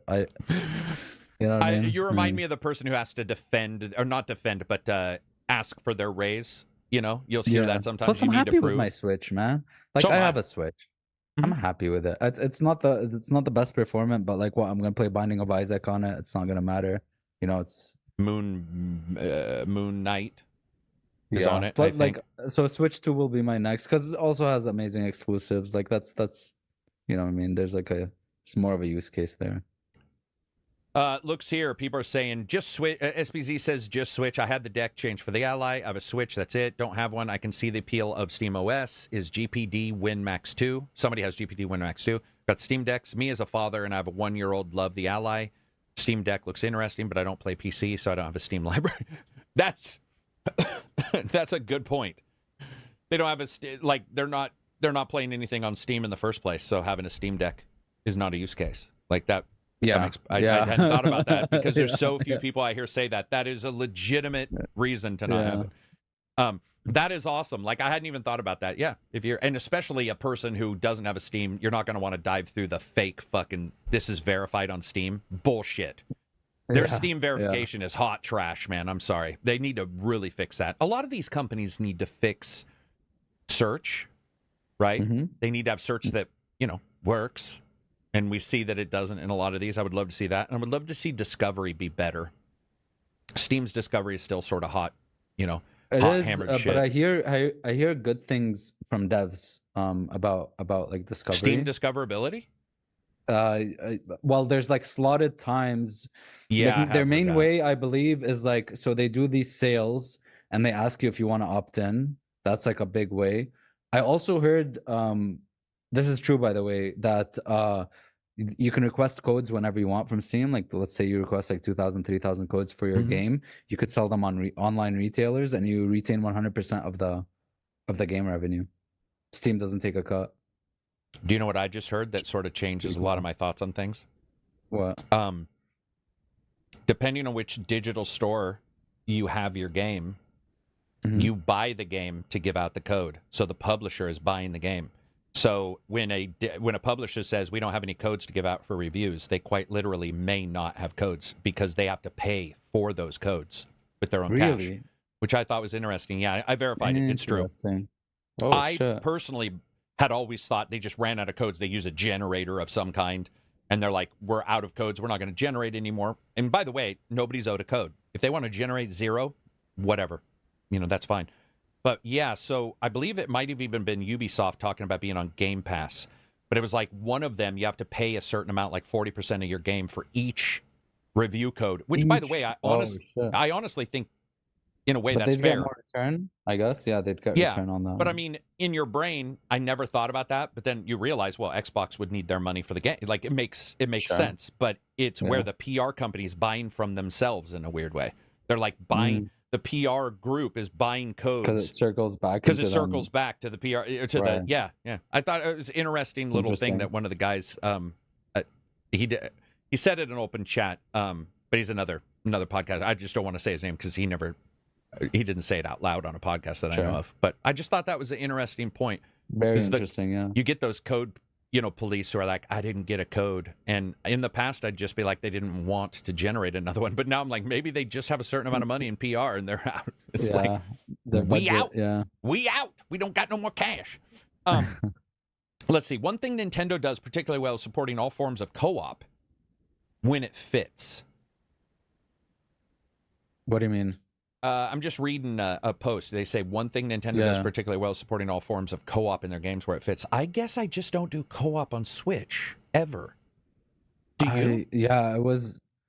No, not really. I mean, they have this thing like in the Mario Party thing, right, where you're like you have a bunch of Switches next to each other or something. That never happens. Like how they show you in the trailers, like like 4 friends coming like on the basketball court in the middle of the basketball court. Don't go there. It never happens. Right? It never happens, man. I never do. I mean, the most I've gotten is like I when Tears of the Kingdom came out, and this was like one of the best gaming memories is like going to a friend's house and then going like, hey, let's go into this cave at the same time and see what we find and stuff. And we went on like a 5-hour adventure where this cave led us into like the fucking crazy shit, and we went on like a crazy and stuff happened to us because we did not Enshrouded or no, the other one, Tears of the Kingdom. Zelda. Tears of the Kingdom. I'm sorry. I thought it was a different game. Yeah, it wasn't cool. It was just like we were in our own games, but we decided to explore. But like other than that, I don't. It doesn't happen where we're on a picnic table watching people throw a frisbee around, going to the basketball court, sitting down, setting up our screens, playing Mario Party. I've had people come over and I'm like, hey, you got a Switch? I got a Switch. Let's play a co-op game. And they're like, dude, what are you talking about? I'm playing Mario RPG. I don't want to play with you. And you're like, all right, well, there we go. But what I was bringing up was like, dude, I remember Nintendo was trying to sell that Switch. Yeah, and they showed the basketball game. And I was just like, this is the most tone deaf. It was actually as if somebody had watched an old American movie and they had never visited America. It must be this. They must be doing hoops. I just watched White Men Can't Jump. That must be real. It was so tone deaf. It's the where it's like you're like, this girl is like sitting down or whatever, and some random dude is like walking and he sees she has a Switch and he has a Switch, and they're like, hey, let's play games together. It wasn't only that. It was a nice picnic table. Nobody's getting shivved. There's nobody in the corner scratching their face selling you something questionable. It's like I've been to a lot. I'm not saying they're all that, but it was that heightened I watched a movie ideal of what really happens. I was like, I wish, by the way. Oh, I wish. No. Also, you ever asked a random person just where something is? Can you imagine? Like, you're like, dude, can I get... They shoot you. They're like, no, motherfucker, open Google Maps, bitch. Open Google Maps. It's like, hey, want to play Mario together? Like, the closest we got with that type of social experience is Pokemon Go. Absolutely. I remember going to like a place in my old university where we just sat down. There's so many people. and it was so cool. That was like the Pokemon brings coolest people together, thing, dude. man. I It was mean, I really hate cool, it. man, when it I first dropped. don't like it. It looks ugly, and yet Yeah. there were people parking Yeah. their cars in the middle of the road to go run and get a Pokemon from like the side street. You know, Yeah, yeah. how did Sony? I guess that's or how also did Nintendo, right? not get Yeah, we sued? came full circle. How did they not get sued, man? For the shit Yeah, I that don't know, Pokemon caused. You know, put a I Pokemon mean, they in the pedophile shit. I don't know Hey, this is anything a about- hotspot for children. Oh, dude, Hey, I didn't know that. But alert on my phone. Alert! Oh, this is where all the children are gonna be. yeah. Wow, Oh, man. that's dark. Yeah. I mean, it happened. That It is happened. Did it? See, that's a commercial. That's like a Portlandia or a TV, not a sitcom, but a TV show, a darker, cynical TV show, being like, some dude on the corner. I didn't play. Hey, you want to trade Pokemon? Yeah. Oh, man, that's dark as hell, man. People just disappear, and you're like, where are they going? Find out it's all traced to Nintendo. You're like, what the hell? Yeah. Nintendo is out of touch. Seriously, they are. But here's what's great about Nintendo: it doesn't matter if they're out of touch. It still works. It's it's because they got good games, man. Yeah, their That's the games are thing. games first, and Just like got good games. Yeah. political commentary later. It's just like, here's a game, and they do great with the creation stuff. Get like the game. They do the creation stuff like Mario Wonder and shit, where they're like, you create cool shit, somebody will want to play it. And they don't try this shit where it's like they try to like make a character backstory and try to make like this crazy fucking moral. No, you're Mario. You're gonna jump on shit, dude. This is Mario. Is gonna stay Mario. Man. People be like an Italian plumber. I don't even know if Nintendo knows that. They're just like, dude, it's Mario. Yeah. Mario's Mario, and they're first. like the best at like keeping their franchises alive. We were joking about if they did a prequel to if Sony or Microsoft did a prequel to Donkey Kong, where like he had his troubled youth, selling drugs out of like the back of a Wait, Sony, TV. You're moving with Diddy, making him carry barrels, and he's like, "Why do you make me work in the backyard?" The emo Donkey Kong, calling himself D Kong because he wanted to be a rapper. Doesn't have the full name yet. I'm D Kong, not Donkey Kong, Dad. Yeah, Nintendo's just good at leaving it to where it is. I mean, even Link doesn't. They've got a backstory, but it's like it's a valve for you to experience the and people try to do like the whole timeline lore shit, and they've like released something because people want more out of them, where it's like, we want this to be a bigger thing than it is, but it's like, oh, there isn't to it. It's just an anthology or whatever. Just stop trying to think of the lore of Zelda. It's not, you're gonna find plot holes, and it's just play and that's those the games. Thing is like, I think that's awesome that they are like, whatever. It's like our game wants to be this, so if it doesn't make perfect sense, it's fine. It just doesn't. It doesn't matter too much, man. It just works that way. It's a little bit like Halo when not the Master Chief, the other guy, the Sergeant who never dies. He appears to die all the time, and he just always is alive in every game. Oh, but then he dies at one. But then he dies, and you're just dude, it's hilarious. I like that idea of just being like, dude, it's for the game, man. Calm down, people. Yeah. It's not a it's not a Tarantino flick. It's what it is. It's a game. Experience it, love it. Yeah. Don't get too wrapped up. I'm gonna burst, so I'm just gonna go to the bathroom real quick. All right, no worries. Outlasting guys, as always. I got the Iron Man bladder. What are you guys playing in chat? What are the games that you're playing? What games are you loving? Let's keep it positive. I can be negative. I'll do that in a review. But what do we got good coming up? Or what are you playing? What did you pre-order? Let's talk about good games coming up. And I want to say also, while he's gone, he won't hear this because he took his headphones off. I want to say how much I sincerely appreciate Absy. He has taken on a second podcast for no reason other than that he's a really cool guy. Make sure his Wednesdays are empty every time because he knows it's just me and him. I'm sure I could get Johnny, Reg, or Silver to occasionally come on, but without him being here, I already told him this, but I just want to give him a shout out. He's been awesomely helpful, and Wednesday podcasts help the shit out of me mentally. They sort of are fun to talk to you guys, and it would be great if I was doing it by myself, but it's also crazy to have somebody who's like, fuck, I'll join in. And I know he teases and he's, he gets his way, but I'm telling you, like, I sincerely appreciate that big time. You guys are talking about Rogue Trader. I've been finishing up RoboCop Rogue City. Rogue City's got a shit ton of positivity around it, man. I'm really happy. I watched your review on Returnal and bought it. Man, you're in for good times, Junior. And But Returnal is awesome. Hard, but Aston says, I'm waiting for Infinite Wealth. It's a big game, guys. Infinite Wealth. I'm hearing more, by the way. I think somebody might be playing it either for review, and I haven't got a code yet, or for preview. But I was talking to somebody who has apparently played it and played a lot. There might be a tester, too. I don't know. They were telling me how big it is. It's bigger even than I think I guess you would say, hearing or assuming by the posts from, the different developers. So that game is a monster. Playing Avatar, good man. Avatar is awesome. Playing Final Fantasy Remake. Vampire Masquerade 2. Oh, you're looking forward to that. I thought I misread that. I thought you meant there was a Vampire Masquerade 2. Oh God, Bloodlines 2, man. I have a bad feeling about it. Dude, Denny pre-ordered it. I always tease him. He pre-ordered that, man. And how many years ago? Dude, did you see? Sorry. What are you going to talk about, the clans thing? The protagonist's voice acting? No. What about it? Did you see that at all? Oh my God. It's like Megan Fox levels of terrible. What is it? She talks in ultra lowercase. Like seriously, like I'm going to reach out. She talks like this. Playing Avatar right now. Playing Final Fantasy and has the best trance. Dude, yeah. She that was so bad. Dude, I'm telling you, it's a narrative RPG. Get some dirt on there, man. Even if the dirt appears bad, if it doesn't work well, get some emotion into that, man. I mean, I don't even have an issue with Megan Fox, by the way. I just think that whatever happened, they did a terrible job. Right. Yeah. I just saw a bunch of people joined the Patreon through probably memberships as well. I definitely appreciate that, guys. You guys rock.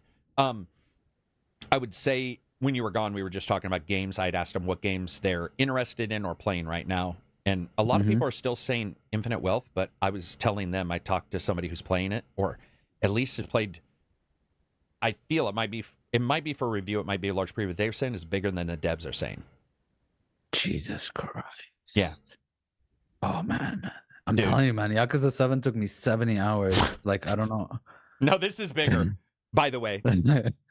Yeah, oh my God. Plus, there's a whole Animal Crossing thing that you could play forever. Yeah, I know, and they were saying like it's like, well, is it Animal Crossing or like Pokemon? Because do they do battle in this? Do they both? They have Sujimon, which is the Pokemon thing, and they have Animal Crossing Island, where it's more than Animal Crossing. Like you can have, and there's real time combat in that one. It's just Yakuza is going ham, man. Game, dude. Yeah, it's gonna be bigger than 5. It's gonna be bigger than 7.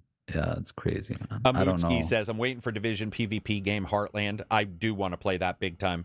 Also, Amudski was walking me through. Did you know how much Division's support for 2 is? It is nuts. Dude, I played Division 2 recently. Shit. And I finished the New York DLC, which was, by the way, the final boss fight was kind of frustrating, but it was really cool because it was like the rogue agent that was from 1. Yeah, right. It was a cool thing. Yeah, it was really cool. But dude, after I hit endgame, there's a whole tower, like 100-floor tower that you could do. There's a roguelike thing that is really cool. There's all these like weird like expeditions, and I'm calling you to the Pentagon, and there's like stuff there, and I'm like, holy shit. And you can do anything, and then there's like these hunter marks or whatever that you can do, and that's what he was talking about. Was the hunter mark endgame in New York. Yeah. And then there's the dark zone there, dude. There's the end game of that is spectacular. You could just like and there's a whole more level up system after you get to like the max level. There's a whole like Paragon level system where you could keep upgrading your stats so that you have that sense of progression other than gear.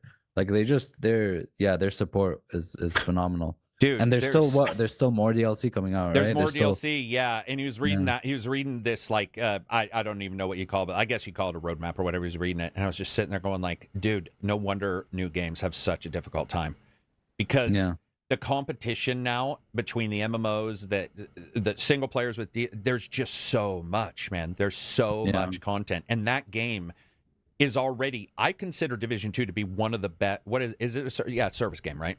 Yeah, service game. It's my only favorite. Like it's my only favorite service game. It has not fallen like Destiny 2. That's the most incredible. It's a Ubisoft game, so we all give them shit for all the shit they probably rightfully deserve.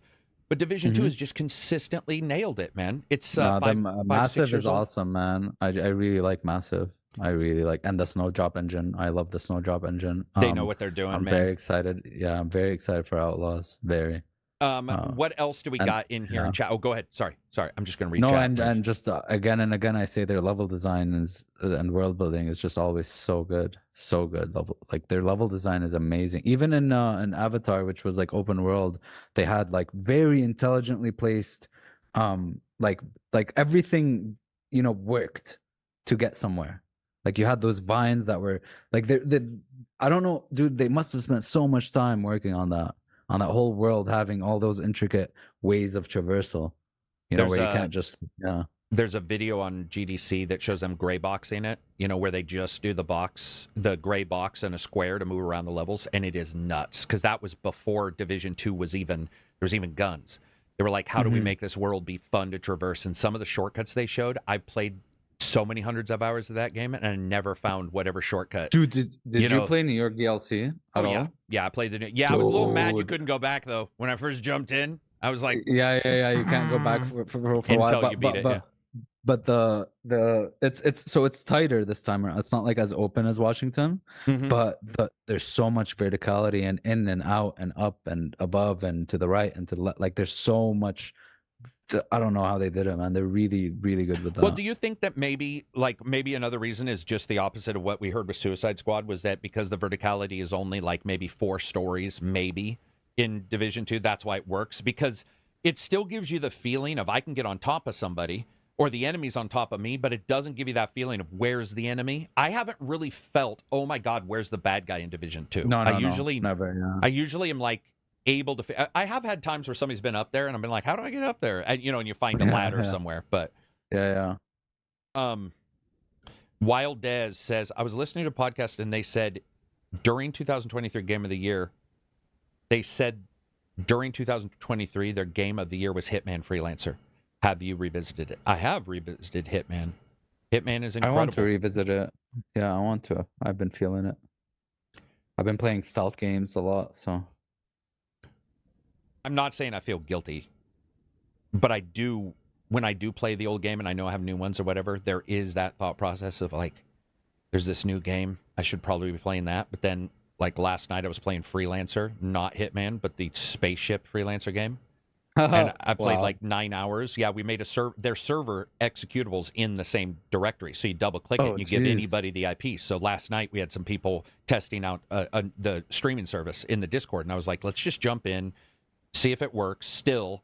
And it did. We had to do a couple walkthroughs. But like at the same time while I was playing it, I was like, oh yeah, there's this new game coming out. I should probably be, engaging in the new stuff. But the old stuff is so good, man. It's so hard when you're comfortable with it and it feels good.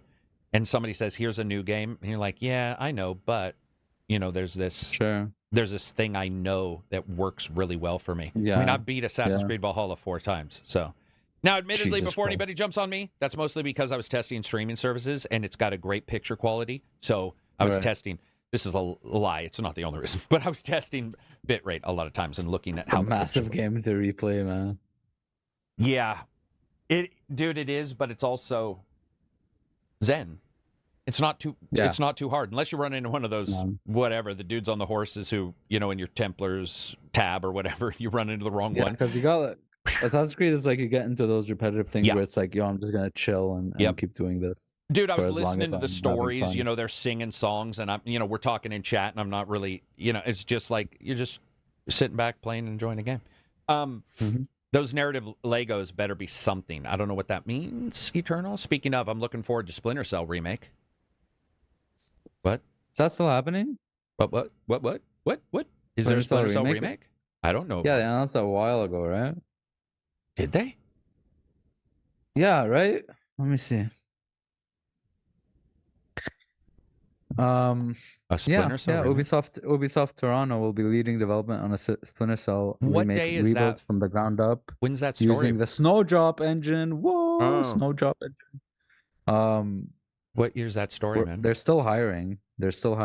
I mean, it's just explore jobs. Yeah, they're still hiring for it.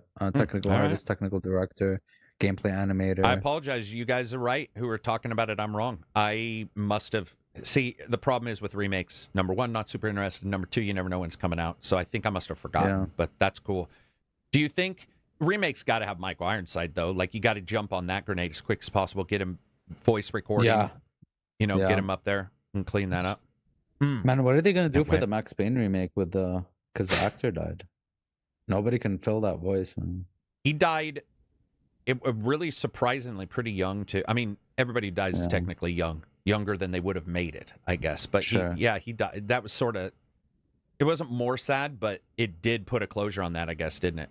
It did. It's like people like him and Lance Reddick to me have like such a unique presence. You know, it can't be filled by someone else. Which, I don't know. And Michael Ironside has that, and Lance Reddick. I don't know what you would describe his voice, but that shit was like you. Not even just voice, like. Yeah, and his mannerisms and how he like enters when he enters a scene, Lance Reddick just he fucking everything is even in Lost, dude. Like he has this way of looking at characters where you're just captivated by him or something. I think it was helped by him being tall, thin, bald black man, and he's got weird, like he has piercing eyes, and there was something about him that was like no matter where he was, he looked different. Like you saw him and you were like, whoa, he's not a big bulking guy, but he's still scary when he talks. There was like this thing about him. Yeah, dude, that sucked balls. Because I liked him in everything, even in like and he has Horizon. this like tinge of an accent that is amazing. That's what I was trying to bring up. Was I don't know where he's from or whatever, but he did. He had something there that was like It could even just been Boston or something. But whatever it was, there was something there that made him not sound like a milquetoast kind of generic guy. He was that dude was awesome. What else do we got? Looking through here, we were asked, have we tried UEVR? Oh, yeah, we talked about that in the last podcast, the flat to VR kind of thing. Yeah, I've tested it a little bit. It's pretty good. Haven't really jumped back into it. It's more of a, here's your toolbox kind of thing versus here's something that every game works in. But I like it. Mm-hmm. You ever get in VR again? No, it'll have to be something crazy, right? We talked about that. I might. No, I don't think so. Quest, maybe I get a Quest and just like, I don't know. It's not a priority. Dive into something crazy on there. Like I'll wait for better tech. I think it would be cool. This is not going to happen, but I sort of think it would be cool if they were like, hey man, we've got a Call of Duty on there or something, some big AAA that no one expects, like a shooter. Big Call of Duty, like that would be crazy to see him try to do that. Assassin's Creed looks good. Assassin's Creed's a very good VR game. Yeah, I played a little bit after Asa brought it up during the podcast. Yeah, it's like Dishonored, kind of, but with like in VR. What else do we got? I think that's pretty much it. Yeah, man. Yeah, it's gonna be a fun year. It's gonna be another really, really big games coming out in Q1 that are gonna. I mean, I feel like Infinite Wealth is gonna last me until Rebirth, and then Rebirth is gonna last me until Darkest Dungeon. I feel like Infinite Wealth is gonna last you until Yakuza 9. Right? Yeah, that's true, man. I don't know how. Yeah, it's gonna be crazy times. I mean, that is the thing too. We have I don't know if Avowed is. I don't think Avowed is going to be huge. I don't think Hellblade's going to be huge. We don't know what Sony's even got. Marvel, but I mean, we don't. If there's they got Helldivers. Helldivers looks good, man. Helldivers looks good. Primo, like and that'll be coming day one on PC. Is it? Yeah.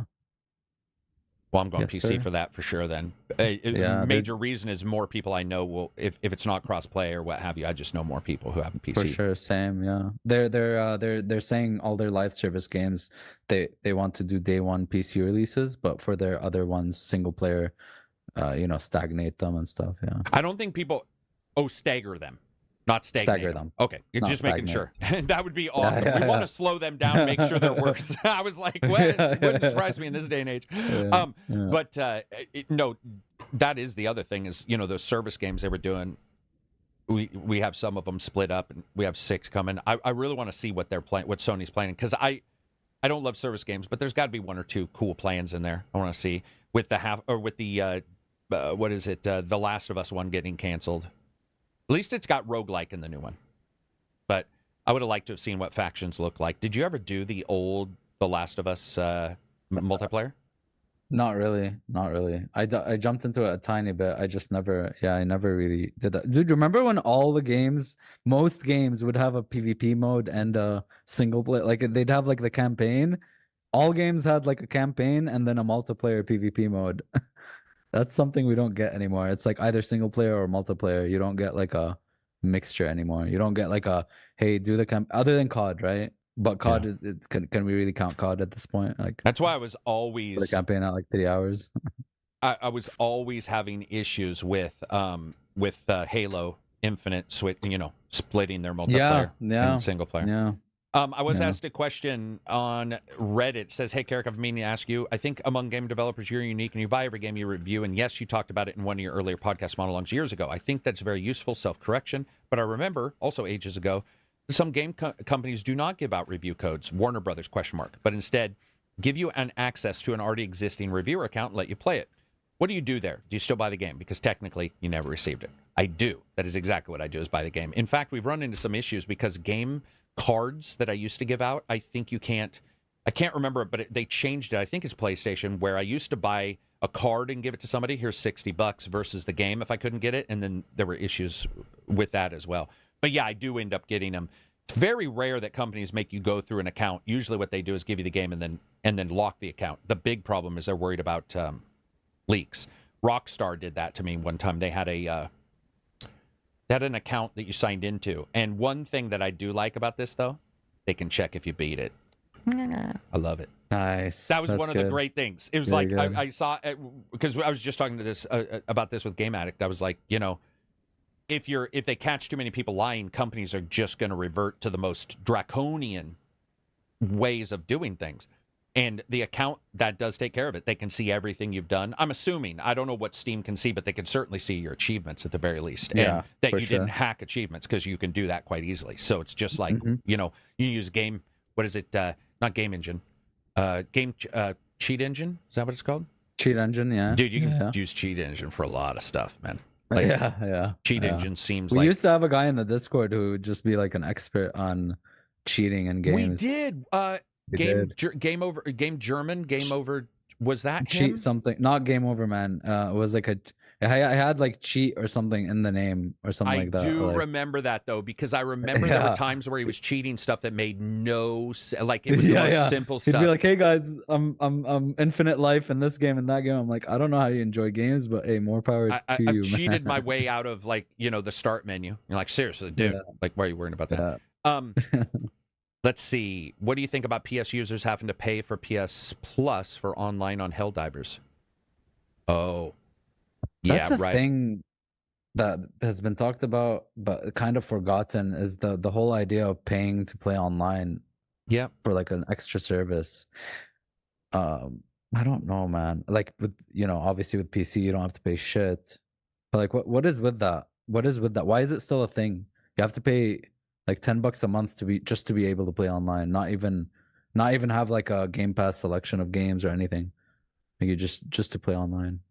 Maybe they give you like every monthly like free games. Sure, they give you the free games. I'm just assuming they have different checks and stuff than PC do. So that you can't have a keyboard guy come in, with gamepad. Maybe they have checks that cost them money for resources, and so they just decided early on to charge you. I don't know. But yeah, it is. I mean, that's been a big thing, right, for years. Well, if you have if you just use your Xbox, but you don't sign in. I know there are a couple free-to-play games you can still play that way, but it's very rare. Like Fortnite. Is it Fortnite? Okay, so yeah, you've got these. I think Fortnite is like free. But they try to package it in and say it's sort of worth it. But yeah, I do remember going to consoles when they first went online, and you were accustomed to playing on Steam. You just play whatever. You're already paying for the online. Like that's how you got paid there. For the console. You're paying for the games, the online games, and then you gotta pay a subscription to play them online. It's really fucked. Like now that I think about it more, I don't know. It's just become a thing. Like it's just a thing. Yeah, it's just a thing. It's one of the. By the way, there's a lot of egregious stuff that's super low to me. Even though it's actually not a cheap amount because you are paying. But with the other microtransaction shit, that stuff I'm more worried about than the companies themselves doing it. Nintendo's is free, right? Or is Nintendo's not? Yeah, Nintendo's is free. Nintendo's is cheap. Or is it not? It's not free. Oh, okay. It's not free. I can't even play Mario Brothers Wonders in co-op. unless I have Oh, right. That did pop up because the like if it's multiplayer. That online. is true. Yeah, that is true. Yeah. It is. It must Yeah. be really cheap because I don't even see it hit my credit card. Like, or I don't notice it. It's like $5 a year or something, or $5 a month. I don't know, something. I'm sure that's it's obviously built in, yeah, it's right, $5 as a a month cost or something. They figured out a way. I mean, it works. People pay it. like, I and mean, gives it gives you they justify, they give you like extra stuff, like, oh, now you can play like those old SNES games and shit. But the main reason for paying is to play online. Yeah, I don't know how I feel. Like, I've always, yeah, it's weird. It's a weird thing. And it cropped People up just because don't it talk was about it much. extra at the time, as in Yeah. people hadn't done. So it was like, oh, I'm playing online. Oh, it's only a couple. But I mean, I do remember 25 a people year. complaining, Yeah. but it was like, oh, I'm getting to play online, and then it just sort of became the de facto, and then it sort of dropped out as a complaint. But I think that's also, you know, there's a lot of complaints in gaming, and so it's just one of many. Yeah. It's not as bothered. It's not as bothersome to people. What else do we have before we wrap it up? Is that it? Both of you are just guessing. Yeah, obviously we're just fucking guessing. We don't know what goes into there. We're just. What is it? Okay. Some people are stupid. I just read it. Both of you just got yes, quite literally. Yeah, no shit. That is We're quite literally what just is guessing. happening. That's why I'm going like, yeah, maybe. Two people are talking during this podcast. That is correct. Thank you, Captain Obvious. I would say with this week, you'll see the podcast on Friday. You'll see a little bit of content tomorrow. I might do a news video as well. And then next week, you'll see a video, 1 or 2. It just depends on how busy it is. But there's a lot of games coming out already in January. So hopefully we'll get to see some stuff popping up. If you guys have a game you want to see covered, you can always feel free to tweet me. It's just that, if I have stuff scheduled out, it's a little difficult sometimes to sort of throw things out there and get things planned impromptu like, but I'll try. Are you going to play Sovereign Syndicate? Playing it. Yeah. Nice. Yeah. Can't talk about it, right? No, if I wanted to dive in, I would have to look, but with that game in particular, it's just crunched. I didn't ask for it. I did the whatever I put it in top games of January, I think. Mm-hmm. But there's a couple other games that I had already a long time ago got codes for, so I don't know how the coverage will be for that. It might just be in the podcast, but I hopefully will see a positive reaction on that one, because it's not the only one. There was a couple others that I got codes for, and I don't know if I'll be able to do it. Some are releasing, like when's The Last of Us 2 remake that comes out next week? February 22. And that's got the roguelike. January 22. January. Something like that. That's got the roguelike as well. I don't want to just guess. Let me Yeah. How dare you talk? Everything needs to be AI. Well, AI hallucinates. You can't trust AI. Persona 3 Reload review. What's Persona 3 Reload? I don't even know what that is. January 19. 19 is the correct date. January 19 it is coming out. Honestly, dude, I want to try the roguelike thing. I know. That's what I'm saying, is that's the big one. Persona 3 Reload. That must just be a remake, right? Yeah, remakes and reloads or remakings, I try to get to occasionally, but Persona, I like Persona once. I'm not Reg. I'll play a Persona once, but I'm not going to replay Persona 3 for a remake. It's just not going to happen. Games. They're huge. Yeah, they're big ass game. Persona 5. They're sort of made a way that replaying them is not as enjoyable as, let's say, even a Spider-Man. The first 8 hours, you gotta dude. They have. If you think Red Dead's intro is bad, if you think Metal Gear Solid 5's intro is bad, Persona 5 has like an 8-hour tutorial. And they're just that kind of game, right? They're just like that kind of game where that's burn. Yeah. That's why when Reg said he was playing Persona 5 like Royale or whatever, and I'd already seen he had, I don't know, 350 hours in the first one, I was like, dude, what? And then he put in why didn't they just give you a DLC? Yeah, very confusing on that one for sure. I mean, it's been confusing a couple times buy with the some whole of these. game again. Yeah. All right, everybody. Thank you very much for showing up. If you get a chance, check out the Patreon, buy some shirts. We've got cool merchandise. Going to put some new stuff on there. But if you can't, I totally understand. Go online, enjoy yourselves. Please don't get too, verklempt about games. We see a lot of people getting super stressed out about titles going to other systems. Just going to have to live with it. Going to have to suck it up. Just chill. You're not working on it. If you're a dev and you're working on that game, then you can bitch. I'm just joking. Anybody can bitch. Just don't do it too much. Are you doing anything cool this week? You got any news? Any watching a show? I started going back to the gym. Feels great, amazing. Feels I miss good. the dopamine. Feels really, really good. More alert. I started watching Attack on Titan again. I saw you because say I only that, got I only got to season 2 back in the day, and now that it's fully out, I'm like binging it, and the music is so good. I forgot how good the music was. Nothing like too interesting happening. Yeah. Me neither. Just a lot of cool stuff coming out. Everybody have an awesome week. Enjoy yourselves. Peace out.